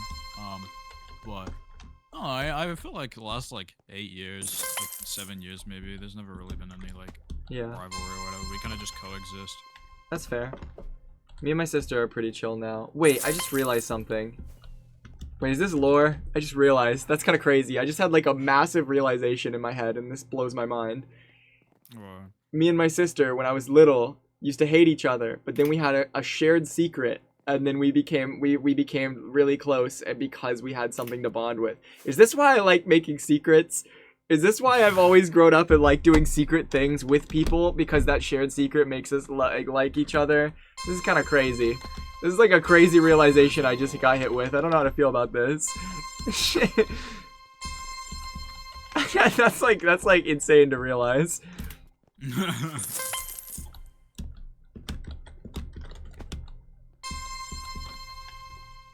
I don't know. Cause like it's fun to have secrets, but it's even more fun when you share it with somebody and then they find out, and seeing that shock of them finding out and then doing it together, because that's like a thing you can like bond over, whatever silly thing that you're doing. Yeah. I don't know. I was never like an outdoor kid. I don't know, I just never. Really? Never was someone who went exploring that much, no. I tried to make an effort for it, and I'm glad I did, because I feel like technology has taken over a lot lately. That's fair. I can say wholeheartedly that is fair. Like, even if I wasn't like on like using tech or whatever, or on like a console or whatever when I was young, I was usually just like inside playing. I don't know, I was such an inside person. Fair. I feel very trapped. Like, it's weird. When I was in high school, I'd always say to myself, I was like, like I want to be a YouTuber, so I have the freedom to do whatever like I want, which means I don't have to get stuck with an office job. I can go out and see the world. And then now I've been stuck in an office my entire life. Like, You get stuck in the office. Yeah, it's like, I feel like the whole like, because I'll be honest, like when I started YouTube, I was like, oh my god, I want to do this for the rest of my life. Now I'm like, I like dread making a YouTube video right now. Really? Yeah, because it's like, it's just not something I enjoy. Like the one thing, like I want to enjoy it, right? If I genuinely have a topic I'm like really invested in talking about, I will talk about it and I want to like make something out of it, right? But if I'm not very enthusiastic about it, it will take me so long. Yeah. But like streaming, for example, I just freaking press a button and I talk to people that appear in my Twitch chat. Like, I feel like I guess that's why I daily stream and I've been so consistent at it for so long. Like, yeah. I think I've done like, however many days is between now and March 20th, 2023 is how many days I've been pretty much daily streaming. God. Dude, I don't know how you do it. That's actually impressive. I think it's about 700-ish days now. More than 700. I just enjoyed it. I don't know. I've always found it very, it just molded to a part of my life. It's like, oh, 3 to 4 hours a day. I'm just playing a game and I'm just talking. Dude, Sandwich, I'm excited for my VODs channel with this because, dude, every day, you know how I've said I had like 1 to 4 big planned events every day. I've been intentionally stopping and restarting my stream. Like intentionally, so that I have set VODs for each of those bigger events, right? So after this subathon's over, I'm not even joking. If I post if I spread them out and post those VODs like scheduled every other day, it might last 6 months to a year. I'm not even like, it's kind of insane to realize, or maybe that's overshooting it a bit. But like I have a lot of stuff from just this month alone through the subathon. And did I tell you about the one video that did like crazy? I don't know if I told you about it. You think it wasn't it like a random like Among Us video? It was the Among Us video. It hit 100. It's almost at 100,000 views just randomly. That's crazy. Which is just weird. So I don't know. I feel like and the VODs channel is like hit or miss because I just upload the stream like unedited. Just there you go. Like I press a button, I do it. Like absolutely zero effort, right? But I've literally posted every single stream, just every single one. And some of them are better, some of them are worse, but they're there. And that consistency of just having that's my most consistent platform because it's just me streaming and I can just upload them and spread them out. You doing daily streams, I know you might not think it's much. If you were to go and post every single one every day, 1 or 2 of them will probably blow up. All I'm saying, like, it's just kind of how it is. It's kind of weird because people just like to watch VODs. I'll probably upload this VOD because it's just like constant like yapping and whatnot. Like I'll probably upload this VOD. That's fair. But like usually it just has to feel like special to me. Like if I have a planned stream, then I'll usually put it on the VOD channel. But which means that 90% of them are just events. All I'm saying, imagine daily Sandwich Lord VODs. Would go kind of crazy. I was thinking about making a 4th channel for that, just Sandwich World Archives, and then do everything there. And then have, like, the VOD channel just be like everything like special. But at that point, I don't know how much I want to spread it out like that. That's true. My VODs channel is my archives, so yeah, that's fair. The only thing I probably won't be saving from the subathon is the words on stream stuff, obviously, for obvious reasons. But I will say that some of the modcasts that were there, I don't know what was said, but I think they had some cool discussions sometimes, so I feel bad about that. But yeah, it's been good. You want to know how long I've been live for so far? How long? 401 hours and 13 minutes. That's crazy. You know, I think that's like, how many hours have I streamed in total of all time? Let me check. I could show a comparison to show how much you stream during a subathon. So I've been daily streaming for let's just say 2 years at this point. Yeah. I've streamed 2,500 hours. Oh my god. And you've streamed how many hours in 17 days? Like 400? To be fair, half of it was me asleep. That's like 19. That's like yeah. That's true. But still think about it. That's 19% of the hours that I've streamed total. Like, and I daily streamed almost 2 years. That's how much you stream in a subathon. Like, it's crazy. Yeah, because I got burnt out real fast. Yesterday hit me pretty hard. Because did you see my tweet about what happened yesterday? Don't think so. I had a really tiring, like, mentally draining stream day because I did a lot on Wednesday. And then it was really good. I had such a great time, but I did a lot on Wednesday. And at night, I was like, okay, guys, it's 2 a.m., 3 a.m. I think it's time I go get to sleep. So I go to sleep, set up words on stream, and I have to help my parents with some stuff. So I help them with that. I get stuff set up for stream. And by the time I go to bed, it's around 5 a.m.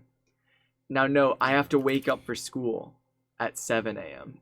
And I wasn't able to fall asleep. I actually couldn't fall asleep, even though I was tired. And my alarm went off at 7. I was like, frick, what do I do? So I just was like, you know what, screw it. I just have to go to school. So I drove an hour and a half to school, went through my classes, and then I drove an hour and a half back. And I'm like, dude, I've been up for 28 hours. Like, I At can't. that point, you just have to cut your losses and sleep. Dude, I got on stream. I let everyone know that I was there, and then I told them that I was gonna go to sleep. I think I stayed for like an hour or two and just like yapped. I was playing up being really stupid, and I thought it was really funny. Being like, oh guys, I'm insane. I've live no sleep. I literally hit a bell for 5 minutes because I thought it would be funny. It was genius. Peak gameplay.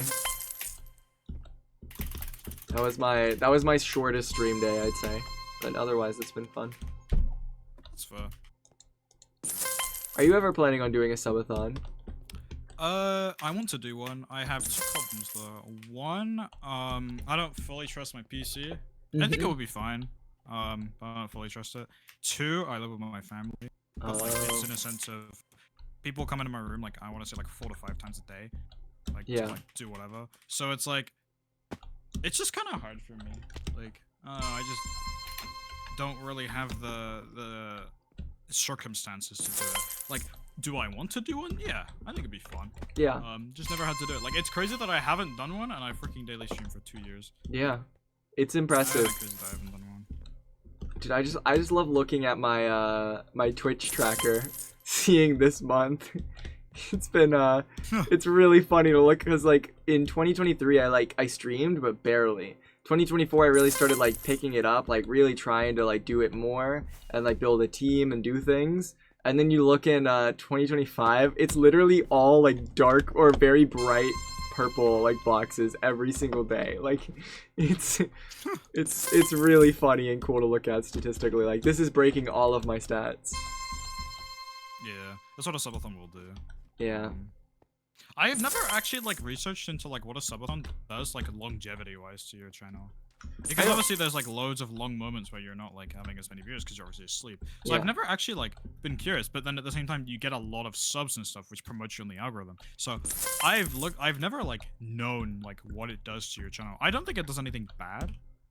But I've like, always been so curious. Here's what's interesting. The very start, I hyped it up a lot. I had a lot of plans. I was literally doing 4 to 5 things a day that were hyped up events. And I was doing like all the activities. So I had the most energy and put the most effort in, right? And during that time, I was averaging, for the first week, I think I was averaging like 200 to 300 viewers like the whole time. And while I was asleep, I was averaging like 100-ish. I think I peaked at 1,000, which was crazy. Like I think it was 1,100 because Pangy rated me, and it was like that collaboration with the viewers that I was doing at that time. It just like skyrocketed. Since then though, it started slowing down, but it was still doing well. It slowed down during the school days, but then it came to the next weekend and it was right back to where it was. And then like when I hit my 2,000 sub goal, it peaked or not peaked, it went up to like 600 or something during that time because everyone was there like gifting subs. It freaked me out, right? But now I've hit my sub goal. Now I'm just playing out the time, and I still am getting subs and the time's still going, but it's such a high time. A lot of the plans have already gone through. The past, I think, 2 days, I've been averaging, I think, 100 to 200, and at night it's around 50 to 40, which is still really good, right? But it's comparatively it's dropped off a lot. So I was talking to my parents. My parents want me to keep going. They're like, you should do this for another month. I'm like, dude, I can't do this. But like my parents are saying that I should set up more goals, like to give people more things to like want to unlock or want more things to do. But for me, I'm thinking like if I hold this out too long, it kind of removes the specialness of it, you know? And yeah, that's fair. At a certain point, it does need to end. My advice would be put a 30-day cap on a subathon. So it just goes to 30 days, like regardless. Like, Yeah. No matter what. I've had fun So with then, it like, though. you have the incentive to like have chat to like push it to like to get to the cap. You know what I mean? Yeah, Uh, that's fair. I feel like the best way to do it is to do it for like 2 weeks, and then at that point you decide whether you add a cap or not. That's fair. You're like, okay. I have like, not put a what are cap on the- it though. what are I the kind of like odds the this is idea gonna of the uncapped subathon though, just always being live. It feels weird, but it's kind of nice just waking up and having people to talk to. Just That's fair. I think Ludwig did 30 days. Ah, that's interesting. I thought he did longer. I think Tubbo did 60 something days. Yeah, Tubbo went for a really long time. Some people have been streaming for years, by the way. Like subathons. Like some people have just been Really? streaming for years. Yeah. Oh my god. Like they just never stop. No. I think there was this one person who's been literally streaming every day for like constantly 24/7 for literally 3 years. Because of the subathon? That's crazy. No, just like a well, not like a subathon. Like it's not even a subathon. They just live. Oh, okay. Yeah, no, that makes sense. It's like that's insane. I mean, if you're getting viewers and they're watching it, like that's a way to live, you know? Because you can get the money from that to get like a new computer or do stuff. But it does seem insane to me, you know? Yeah. To just be live at all times. It's kind of spooky, but it is nice seeing like when people drop off. I have more like chill vibes like later at night. But then I love how at a certain point in the day, there's always a day where it peaks. Like my viewership just like peaks up when I'm doing an event. And I think that's cool. Like it fluctuates throughout it. Like the days that I would normally only stream the events and then not stream the other things, I'm getting the averages for those when I'm not doing them now. And now when I'm doing the events, I'm getting a lot higher averages, which is cool. I think it has impacted my channel positively. And I'm curious, like, once the subathon's over, because right now, people just know I'm live, right? And so people, like, if they see another person live that they want to watch, they'll leave and go watch them, and then they'll come back to me after, which is cool. But, like, at a certain point, like, when I'm not doing the subathon anymore, I'm curious, like, will people choose to come to my streams or, like, do the other thing at that point? Like, that's an interesting thing that I don't know. But I have gained 3,000 followers in this 17 days, though. So That's crazy. it has had a lot of growth. I don't know. Been very much stagnated with my ideas and stuff with streaming last like 5 sort of months. I'm like chill with that. Yeah. I think my plan is to like kind of just keep doing what I'm doing, except integrate YouTube content into it. Like I want my YouTube content to scream, oh, this guy streams. Like I had a long conversation like to my chat like the other day, talking about what I want to do for YouTube. I don't really want to do the current formula, if that makes sense. Like even if I made it my own style, it's like I don't really want to do that. There's this style of videos that I really like watching, and it's like kind of like a lot of people who play like Overwatch or like League or like whatever do it, where it's like kind of stream highlights and bits of random streams where they make it into YouTube content, right? So like someone like Super TF, for example, does it pretty well. And that's the content I want to do. I want to make the content where it's like someone will watch me for the first 20 seconds and go, oh hey, this person streams, and then based on that I can, you know, people who would want to watch my streams would go and watch my streams. Yeah, you and know just what I grow mean? your community. Whereas like and then an audience who doesn't necessarily want to watch my streams, yeah, I may not capture that audience, but that's okay, because like at the end of the day, like even if they don't want to watch my streams, they'd still want to watch my content. They'll still watch my content. But like those who want to watch my streams, they'll know 100% that I do this. Because the thing is, a lot of YouTubers will get like, and this is not like a shade, it's just kind of like the way YouTube works. A lot of people will get like millions of views on their videos, and then they'll go live, and then they'll have like 100 viewers, because it's just like they don't promote their Twitch properly, or the content that they make doesn't scream, oh hey guys, I stream by the way. But then they'll So stream it's on like- YouTube and they'll get like thousands of viewers, Yeah. and it's like a much different. But like from what I've heard, YouTube streaming is just bad for your channel. Yeah, I heard that I don't know, recently, you which is should make interesting. a- Well, I don't know. I you think should it make a depends on the different channel for person too. Cause it's only beneficial if the stream is very much like the content that you make, like very, very much. yeah, Like, for example, if you made like if you were doing a video like videos based on like making a player civilization, your stream would have to be something like Here's that, a weird you know? thing I'm curious about. So on my channel, I did 2 streams because I was testing out YouTube streaming. Do you Yep. think it's a bad idea to take those streams and download them and then put them on my VODs channel to take them off of my main channel? Ah, I see. Or do you think I should what just did you leave them there for the history of it? What did you say? Sorry, I like zoned out. I have 3 streams when I first started doing Yeah. to experiment YouTube streaming on my main channel. Do you Yeah. think it's worth it to download those streams and put them on my VODs channel and then take down them from my main channel? Or do you think it? So how are they on your main right now? Are they like unlisted? No, they're still there. They're on the live tab, but the Do thumbnails are do pretty get bad. views? No, do they get don't get views? views. I take them down. I put them on your VODs then. Since I did them though, I think my viewership went down some when I did the thing. Like actually, that's an interesting. I think the reason my viewership went down is not because of that though. It's because of my upload schedule, right? But it is interesting that since I did the live streaming on YouTube, my channel has gotten like 50,000 instead of the view count that it was getting before. Kind of interesting. Yeah, I've just always said that, like, I think channels should be split based on I guess the length of the content. So for example, like a VODs channel should be separate from a main because the videos themselves are long. I have a channel where I just do like random clip stuff of like just random snippets of like events or like streams or whatever. And they're usually shorter clips. Sometimes they're longer, they're mostly like shorter. And because they don't really have like a focal point of the video or whatever, I don't want to put them on my main. So I just throw them all on one channel, right?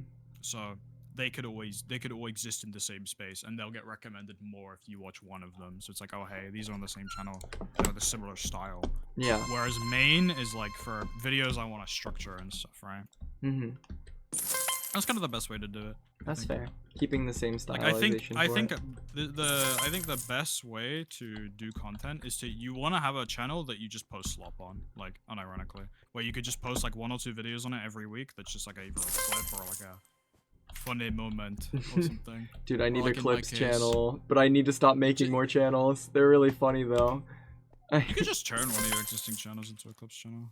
Well, I If it have. hasn't got anything uploaded onto it, then starting uploading on it is not gonna like hurt it in any way.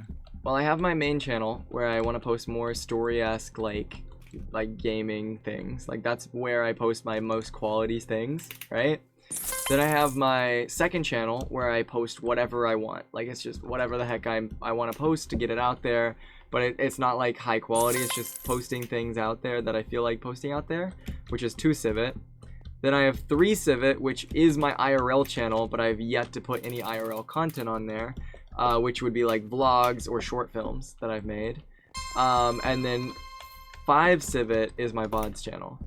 I own the accounts though, 6, 7, 8, and 9Civet, and I have not done anything with those. I think you should make 8Civet the clips channel, because then it has more 8Civet? sense in relation to 4Civet, because it's like double. Oh. I don't know, I feel like because there's like a way you can like see how 4 and 8 line up. I think out of those 3, you should make 8Civet clips, because then people will link. Wait, that's actually a good idea. Wait, should I? Dude, I could put the White House is falling clip. Everyone loves that one. Like you either do like my idea is you either do 5Civet, but you already use 5Civet or something, so you just do 8Civet. Unless you don't use 3Civet for anything. 3Civit's another shout. And you said 3Civet was for the IRL the stuff, vlog yeah. stuff. Yeah, okay, so I guess do 8Civet then. Dude, and then there's the mysterious 6Civet or 6Civet and 7Civet that no one knows about. It's just the one. I just feel like 6Civet and 7Civet are just harder to distinguish from 4. That's 'cause, like, fair. the numbers don't really connect in a way. Oh, That's just my thinking. I forgot as well. I also have 1Civet.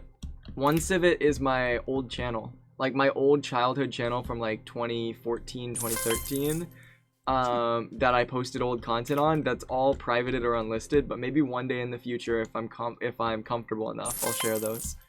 But yeah, that's my channels. Very cool.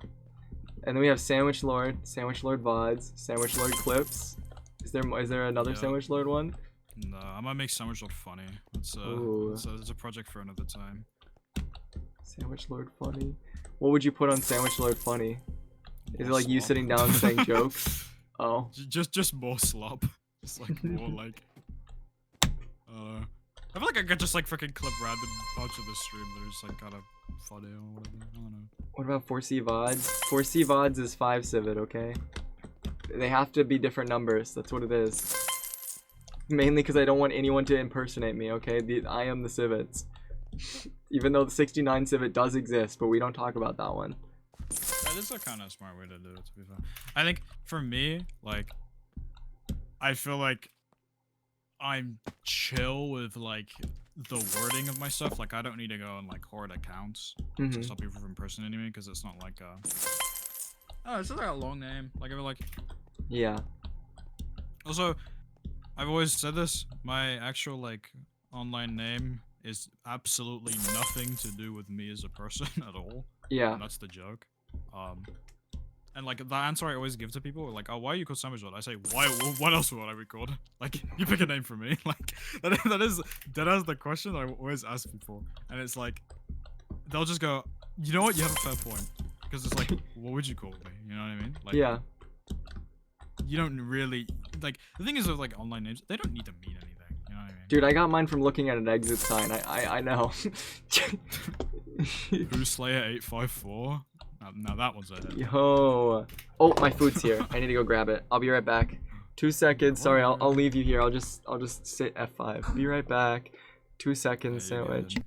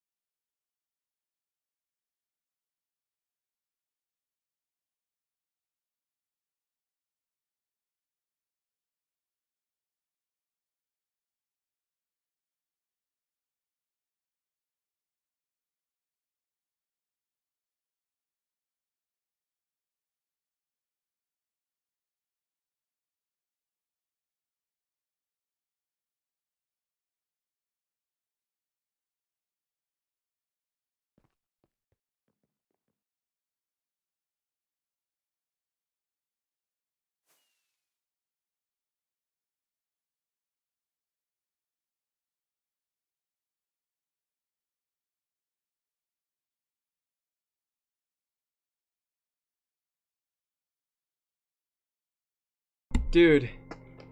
Hello? Yeah. This waffle looks so good. It's a warm, like, melty waffle with bacon. Oh, and I got a whole bunch of, syrup on it. Oh my god. How do I eat this? I need to parkour. If you want to just eat, by the way, I don't mind if you just pull up my stream on your stream. If you want. Dude, I could just watch you from a... Oh, wait, I'm gonna go to the spot while I eat. You know, the tricky parkour spot? Oh. I could go there and just stand on the edge and look at you jump through your jumps. Huh. I need to play make sure my music's turned up though while I'm eating. I sent you my my Twitch tracker like stream graph if you're interested. Oh, I do want to see we're that. Talking about like daily streams. Dude, I've seen your Twitch tracker stuff. It's kind of insane. How much has daily streams impacted your channel? I've been kind of just like ever since MCCI open beta, like I've just been at like 100 average for like a year and a half. That's fair. I mean, that's still good. Like that. Yeah, it's still pretty good. That's good averages. It's been a little less recently, but that's just because I haven't had ideas for streams. Yeah. Running out of ideas and motivation. Also, winter is just the worst time of year to stream. Really? Why is that? Summer's the best, yeah. Because more people are on break in the summer. A lot of people have finals in the winter. Also, I think December's the best time for YouTube. December's good for YouTube, but not streaming. I personally, so here's the interesting thing. December's the best part for YouTube for revenue. So that's why you see a lot of YouTubers posting on December. But the best months for the best months for growth on YouTube is January and February. Because all of the big YouTubers don't upload in those months because it's considered the worst monetarily. And so there's an outlet and space on YouTube for them to push out your content. That's where most YouTubers get their growth. Honestly, that's probably why I should finish working on my current project I'm working on right now. Because my videos always do the best in February, weirdly. It's a very weird stat, but it's cool to know. It makes sense. Mhm. And the thing is, no bigger YouTubers are ever gonna like be like, oh, if it's the best month, then I'll upload then. No one's gonna do that because at that point, the only reason they'd already grown so much, the only reason they'd do it would be for ad revenue. Exactly. There's no point. A smaller YouTuber doesn't really have to care about that, right? They can just kind of go all out. Yeah. So, Chad, if you want to grow, now's the month. But streaming, the months for streaming, unironically, the worst months are January, February. So what I'm hearing is this subathon is my low point. It's only up from here. Real. I think the best months for streaming is like, I've also said July is probably the best. July's pretty good. Just because no one's doing anything, that's why. Like, by that point, like, finals are done. Like, August is a little worse because, like, that's when, like, the western side of the world goes back to, like, education and stuff. FYI, Europe is usually September time that happens. Really? Yeah. Early September. I didn't know that. So I know in America it's, like, middle of August or something. Yeah, semesters and, like, years usually start in September in the UK. So that's why August is, like, not really that good. It's like worse than it should feel, at least for an EU streamer. June's kind of similar to August, but flipped the other way around. So like at that time, like that's when a lot of like Americans have like finished their finals at that point. That's when like EU people are doing their finals. July is just when it lines up. So like both are usually on when break. Everyone's on break. Yeah. Yeah. For the most part, yeah. So that's why July's the best. Like June and August are so good. They're still like some of the better months, just because it's in the summer. Here in Canada, it's usually the 3rd through the 5th. Oh, that's fair.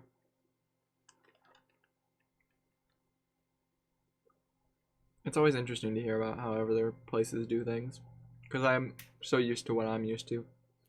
As far as I'm aware, I think Australia has their semester start in January, or like February, really? I think, because their summers is at that time, right? Oh, I don't know. That's a good thing. I didn't even realize that. Yeah, because that's their summer. Their winter is like June, July, August. That's why That everyone makes likes to sense. go on vacation during December time because that's when it's warm there, right? Yeah.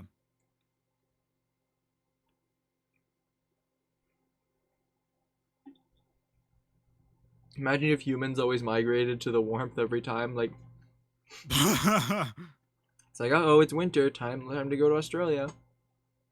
My inner bird to fly down, catch the warmth. I'm ready to see the fan art of Sandwich Lord flying to Australia for winter. No, I love cold weather. I love it so much. Like, I hate warm weather so much. I've never been a warm weather person. Really? Like it. I'm No. to be fair, I'm a cold weather person too. I love the snow. Yeah. My problem with the warm weather is I just get headaches. Just like headache season for me. I get headaches. It's just warm. I don't know. So it's like sweaty and sticky. That's like, as a daily streamer, I can tell you for a fact that summer is the hardest months to stream in because it's warm in my room. That's and fair. It's so easy to get headaches and stuff. Like, winter has been so chill. I'm annoyed because I haven't had much to do in winter, so I haven't been streaming as much. If I had things to do, I'd dead be streaming 6 hours a day because I just have the ability to do it. Yeah. Because I'd have like topics and stuff, Oh, and my I wouldn't headphones be fell out. affected by the warmth. I can hear you now. Sorry. You again. I love this. I love the times during the stream where I'm just having conversations with people. It's so nice. Like, this is so relieving for me because I've just literally been doing the same freaking thing for the last 4 days. I'm glad. Speaking of things, have you tried Cytixian? The new update? No. There's a huge new update. New what? Like, they added a new game to the Minecraft Mario Party on Oh? Cytixian. It is literally go down from block walls. I'm not even kidding. Wait, really? Oh my god. Yeah. And they've also like properly changed Spleef, so it's like better. That's cool. It's a ton of fun. They've added some new maps as well. I just don't play Cytusian that much. Like, I've only played it like 3 different times, and they're joining other people's streams. That's what has happened. I honestly might play it later on the stream. What time? I might join, but I don't know. Probably like just right after I'm doing runs. I don't know how long I'm gonna do runs today. I'll probably do runs for like another hour and a half maybe, and then I might run on Cytixian. Sometime between now and 2 p.m. I have to do Rats SMP, I think. It's not for very long, but I know other people are getting on, and since time zones are very hard with Rats, that's like the one time that I can join them. That's fair. So I was gonna do that for like an hour or two, and then I have a 2-hour gap where I'm doing nothing. So how long are you doing? Wait, when is that for? 2-hour gap? Just like EST time. 4 p.m. to 6 p.m. EST right now. 4 p.m. to 6 p.m. 9. So that's the 2 hours you're not doing anything. As of now, but I don't know how long Rats will go for. Okay. But because how long would I be live for at that point? Oh my god. That would be crazy.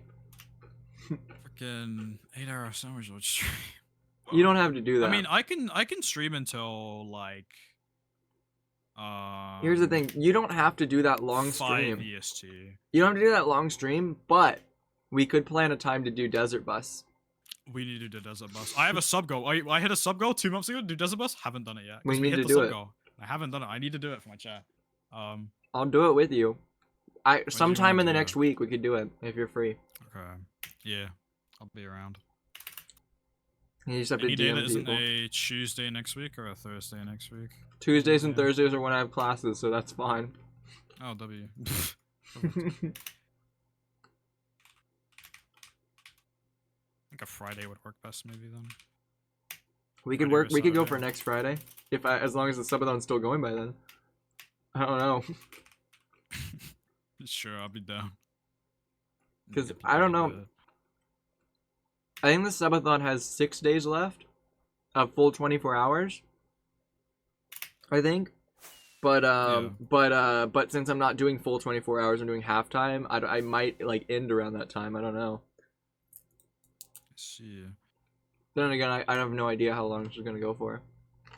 Desert Bus lasts 9 hours usually. Okay. And I'd have to, if we were to do Desert Bus, I'd probably have to start at like 9 a.m. EST. Okay.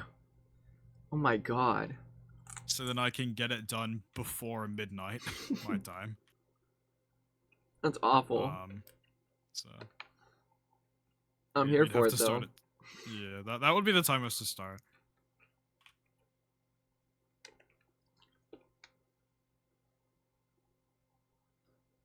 Chat, do we think 4C will get to leave next week? Guys. That's crazy. I'll leave eventually, okay? I need to grab water. Let me go get something to drink. Be right back. 2 seconds. All good. Haha, 4C chat. I'm not gonna mute now. I was muted when 4C went to grab food, and not anymore. Haha. I didn't know 4C muted. I can't see 4C's chat either, so I don't know if he hears me.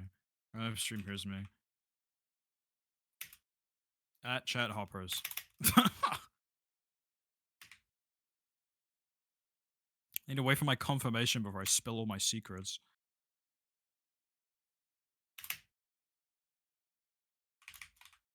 They hear you?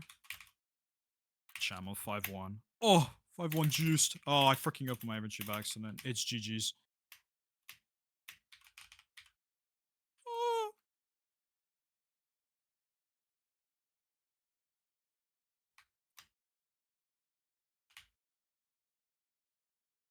I've been running this. I've deadass been running this freaking parkour for like the last few days. This is day 5, and I'm running around 3 to 4 hours a day. So I've sunk in about 20 hours just this week on this course. Oh, okay, we fell. Unlucky.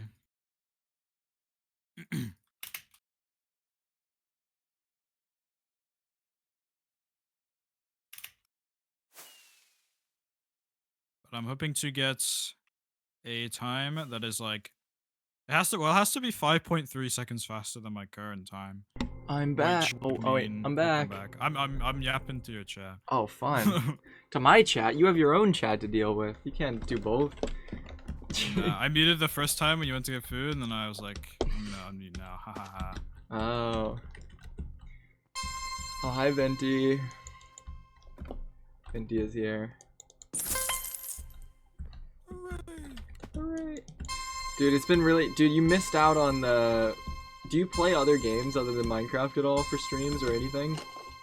I've been playing... I've done 3 Mario Kart streams. Oh my god, they announced Mario Kart 9. Dude, oh my I god, saw Switch that, 2 reveal. dude. Bang! Actually crazy. I'm eating good. I'm eating so good this year. Actually clutch this year for me, honestly. Really? Oh my god. I am so hyped to get that console. I've literally already made a savings pot for it. I'm like, really? Oh my god. Every month for my Twitch payout, I'm putting a little bit towards Switch 2. Yeah, I need one. I heard about it. I saw the thing. I've heard a lot of positives and negatives, and I'm so curious about it. I don't even have a Switch 1, so like, I can't even really talk. But it looks really cool. Dude, this is kind of you saying that makes me feel bad for saying this, but I have 2 Switches right now. No, don't feel bad. I have 4 Wiis. My family had like 3 of those. I have a weird. Okay, I don't just randomly have 4 Wiis, by the way. There's like a reason behind it. When I was younger, we wanted to get a console, and growing up, I grew up with the Wii because my parents got us a Wii. We had so much fun with it that it broke. And so we were like, frick, what do we do? And so we saved up money to get another one. So we had 2 Wiis. One was broken and one wasn't. And we got it fixed. We then somehow, my dad sat down and somehow fixed the old one. And we just had 2 Wiis, which was just really weird and crazy. And then one year, one of our grandparents was like wanting to get us a gift, like a big gift for Christmas. And they were like, well, what do you want? That's like a bigger gift. And my parents were like, well, you could get us like a new console or something. Like there's like a Wii U came out, I think, at that time, an Xbox or a PlayStation, and they got us a Wii U, even though we had the thing. I'm pretty sure that's what it was. And then I think we got like, I don't even remember. I think we got like a cheap hand-me-down Wii thing that had like better storage at one point, and it was like I don't remember how we got it. I could have gotten the things mixed up in my head. It's been a long time, but I just have 4 Wiis. It's very weird. 4 Wiis, 4C. That's really okay, guys. Dude, a game that's recently came out on Switch, they've remastered a game that initially came out on the Wii, and other than the 3DS, they never put it on another console. Oh. It was so sad, but they finally released it on the Switch, like a Switch version of it, like That's which is crazy. just like the game as it was, but it's just. What was the game? And Donkey Kong Country Returns, Oh. and it was my childhood game, like deadass my childhood game. Because I grew up the Wii, so. No, Mario Kart and Wii Sports were like my childhood games. They were. My childhood was like Super Mario Bros. Wii a little bit. And I also played Mario Kart Wii a lot. Huge Mario Kart Wii fan. Obviously I played Donkey Kong Country. What else did I play? There's another game I played a bit. I also would play Smuggler's Run on my sister's, I'd play Smuggler's Run on PlayStation 2. My sister would play Spyro. And I would play. Oh, I played Skylanders as well. Oh. I freaking loved Skylanders. I played Swap Force. I played Trev Team. Those are the ones I played. Dude, I remember Spore and Zoo Tycoon as like classic computer games as well that I used to play all the time. I was never a computer game person when I was young. I guess I just never. My family never had a computer, like a home computer. My parents were big computer people, because in general, my mom has like a programming degree, and my dad is like works in a computer company thing. So it's like, I don't know, they've always been more computer oriented more than consoles. So yeah. Very fun. I started on a PS2, PlayStation 2. I have to say my childhood console is a Wii, but like I grew up with a computer, a Game Boy, and like a PlayStation 2 as well, but I just didn't use them as much as I did the Wii and then and somewhat the computer. I had a DS growing up too. I had a DS. I got a DS after the Wii, and then I got a 3DS, and then I got a Wii U, and then I got a Switch. That was like my Nintendo yeah kind of era. So like, the DS is the oldest Nintendo console I've ever owned. Yeah. But the first console I got was a Wii. I got a DS like because I wanted to play Pokemon. I love Pokemon. Dude, I have all the Pokemon games in a thing literally right next to me. I'm looking at it. Oh my god, wait, really? I have all of them except the Switch games, because I don't have a Switch. So like, why would I have them? Oh, true. But I have yeah. Here it is. There's a little box. So I collected. That's one of my other collections. Oh my god, I forgot about this. So my cousins used to collect Pokemon cards and the games, and they're much older than me, and so they had Pokemon Red, Pokemon Yellow, Pokemon Blue, and all that stuff, right? So when my cousins stopped playing and didn't want them anymore, they gave me all of the games, and they gave my sister almost all of the cards. So I have like a complete collection of the games, like all the old games, and I've played them. They're really fun, but I don't have all the old like all the old cards as my sister has. It's kind of cool lore. But I couldn't do that. Well, maybe. I was gonna say I could bring like an old Pokemon game if you wanted to play it. If I go to bring you. Have you ever played Pokemon Blue? I'll be deadass. I've emulated most Pokemon games. Oh dang. And I've also played Pokemon Blue because they put it out on the 3DS at one point. Oh, they did? Like an anniversary thing. Yeah, it's a download, like downloadable content. No, I just like having the physical cartridges. They're really cool. Hold on, I'm on a good run. Okay.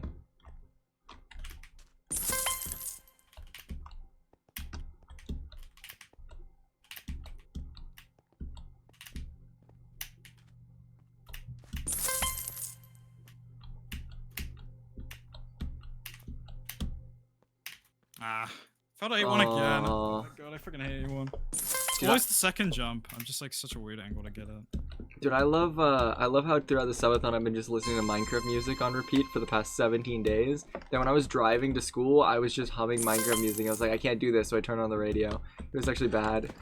It's just good background. I don't know. I enjoy the Minecraft soundtrack. I just sent you my synthwave playlist. No, you sent it to me. I just like using the Minecraft soundtrack.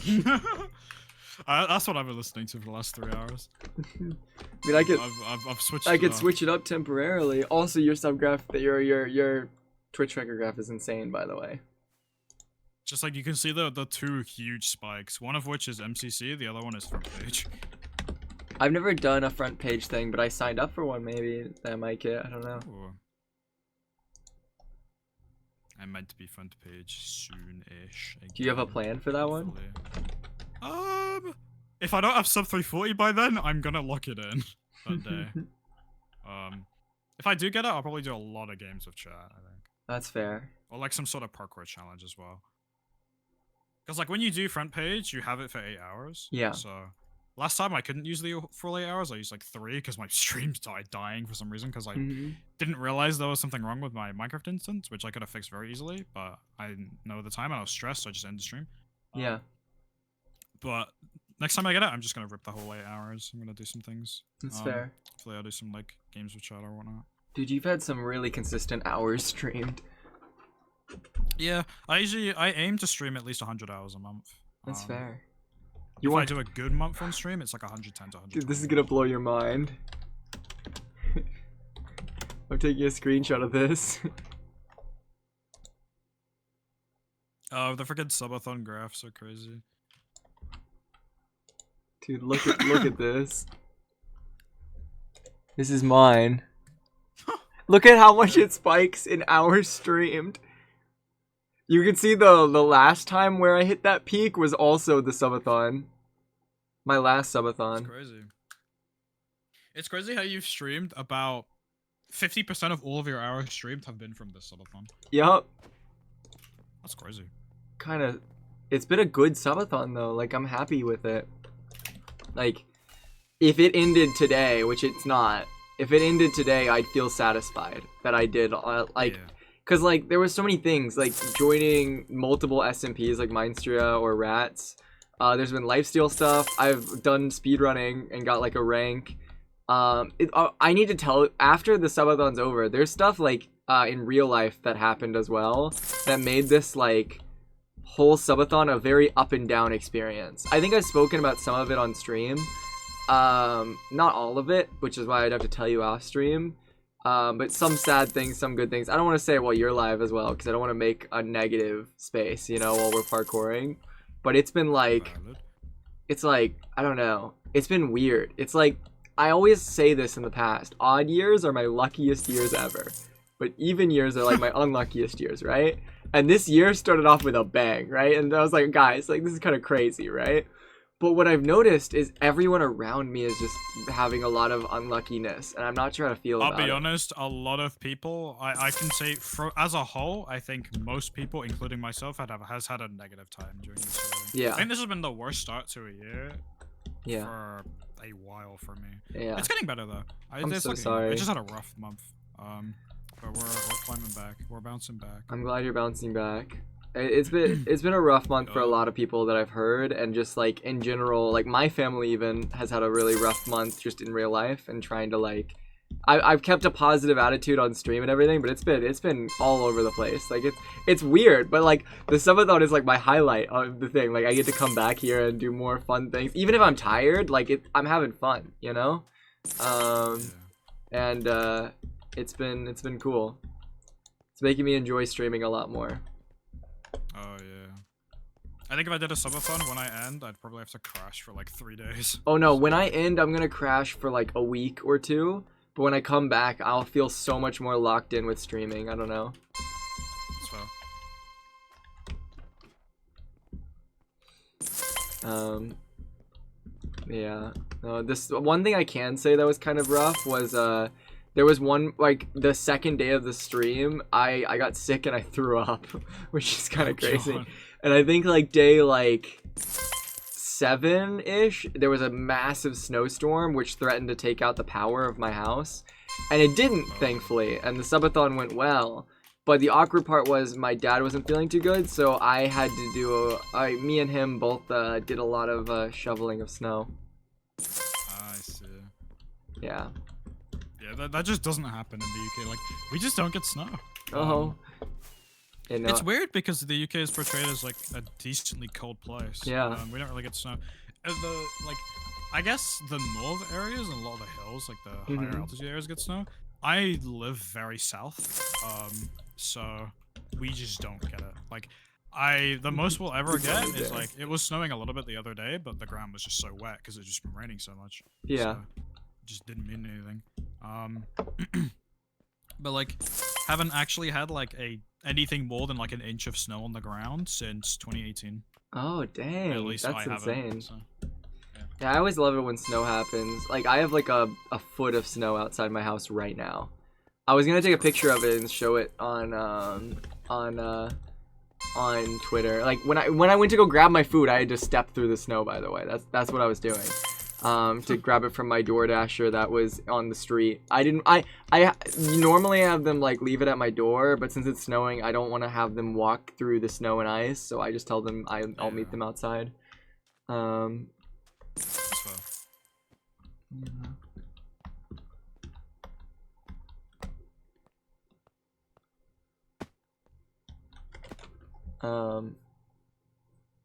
The one main time the UK and Ireland get snow. Wait, what?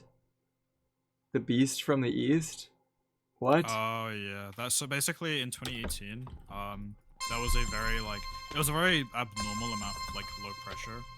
So it was like very cold weather because like the jet stream was like in a really weird spot where it like kind of dipped, so it was above the entirety of the UK. And at the same time, there was a lot of cold wind blowing from like Siberia regions, where it's really cold, right? That doesn't usually happen because we usually get stuff from the Atlantic, and the Atlantic is a warm ocean. That's why we get so much rain rather than snow, even though we're at the same altitude as like Canada, right?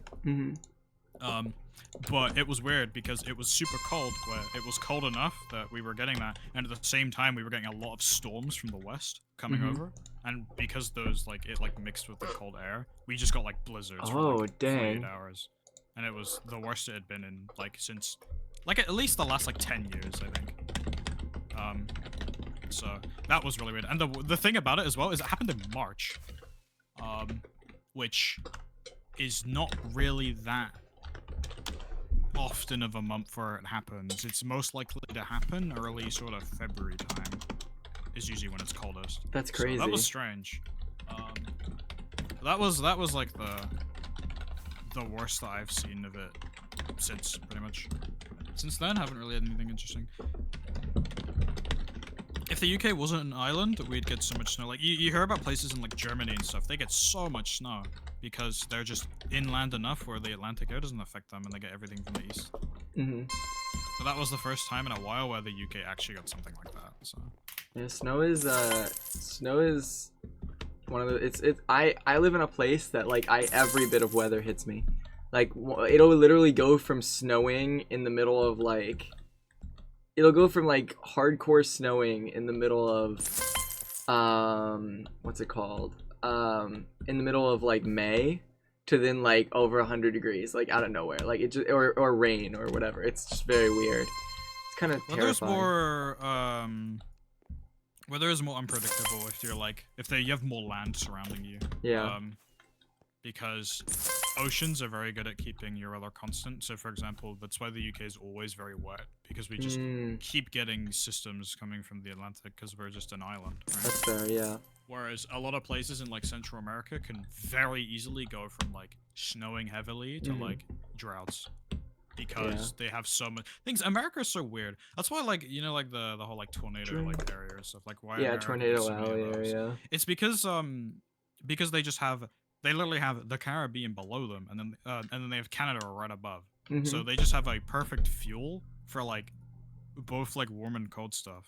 Yeah. Like it's just directly in the middle, which is why America is such like a very like unpredictable place for weather, because they just get like, depending on like where the wind's blowing and stuff, they can get very wild amounts of like weather and stuff. It's very interesting. Yeah, no, it's the weather patterns are very cool. I like it because I get a little bit of everything. Like I get to experience it all. I don't know. Yeah. Like obviously not tornadoes, but like you know what I mean. Like I like getting to experience like snow, rain, like just everything because I'm just used to it. Yeah.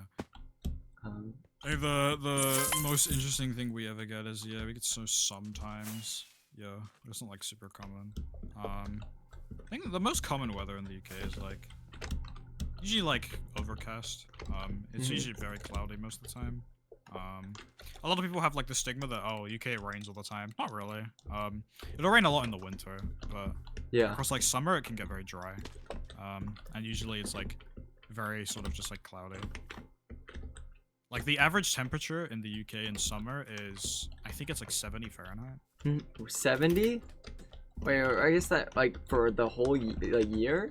Average. So like average in the summer. It will peak to like 80/90, but that's about it. Like the warmest temperature I've ever experienced is like 35 Celsius, which I don't know what that is in Fahrenheit. Anyone can translate with that. Not sure. I think that's like just over 90 or something. It's something around that range, I think. Not 100%. That's still an insane amount. Like it's hot. 35. You will hear madness. this though a lot from people in like the UK at least who've gone to America and experienced it. America heat is nowhere near as bad as UK heat.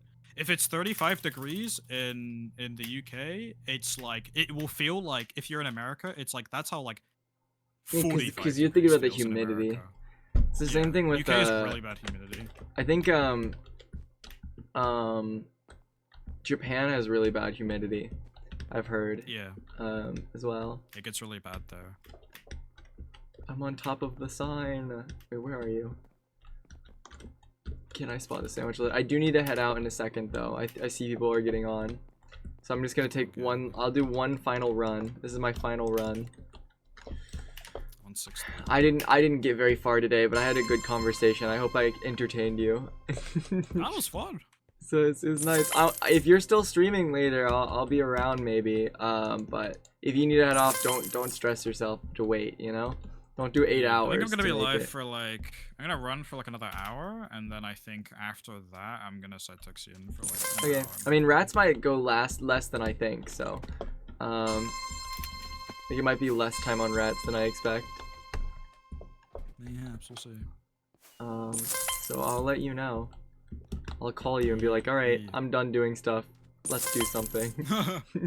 Yeah, I'd be down. Yeah, I'll be free all week. I'm here, so if you ever want to do anything, feel free to reach out. I'll let you know if I'm busy, because I do have scheduled things, but like, sometimes I don't, and it's kind of chill. All right, I think I'm gonna. I'll be real. I'm deadass streaming this the exact same time, like every day. Well, the hard part was my sleep schedule wasn't lining up with you, so I would wake up when you were already done. So then it was like I had to break my sleep schedule and stay up a full 28 hours just to hang out with you. But you know, I'm glad I did. It's been fun. It's been a pleasure. All right, I'm gonna head out. Good luck with your runs, Goat. I might see you later. Thank you. Goodbye. And chat, it is just us now. It is just us. Okay, so we're gonna switch over to Rats SMP. Let me get my let me go to a Be Right Back scene and pull up the CurseForge stuff, and we're also gonna stop and restart the stream just to make sure we have a good set VOD. So let me real quick. Dude, I have to change around every setting. I also might go use the bathroom in a second. But let me... Actually, I'm going to go use the bathroom right now. I'm going to go use the bathroom. When I come back, I'm going to change the title, restart the thing, and we're going to do some rats, okay? Be right back, chat. Be right back. We're going to do some lore. Alright, I'll see you guys in a bit. Bye. Be right back.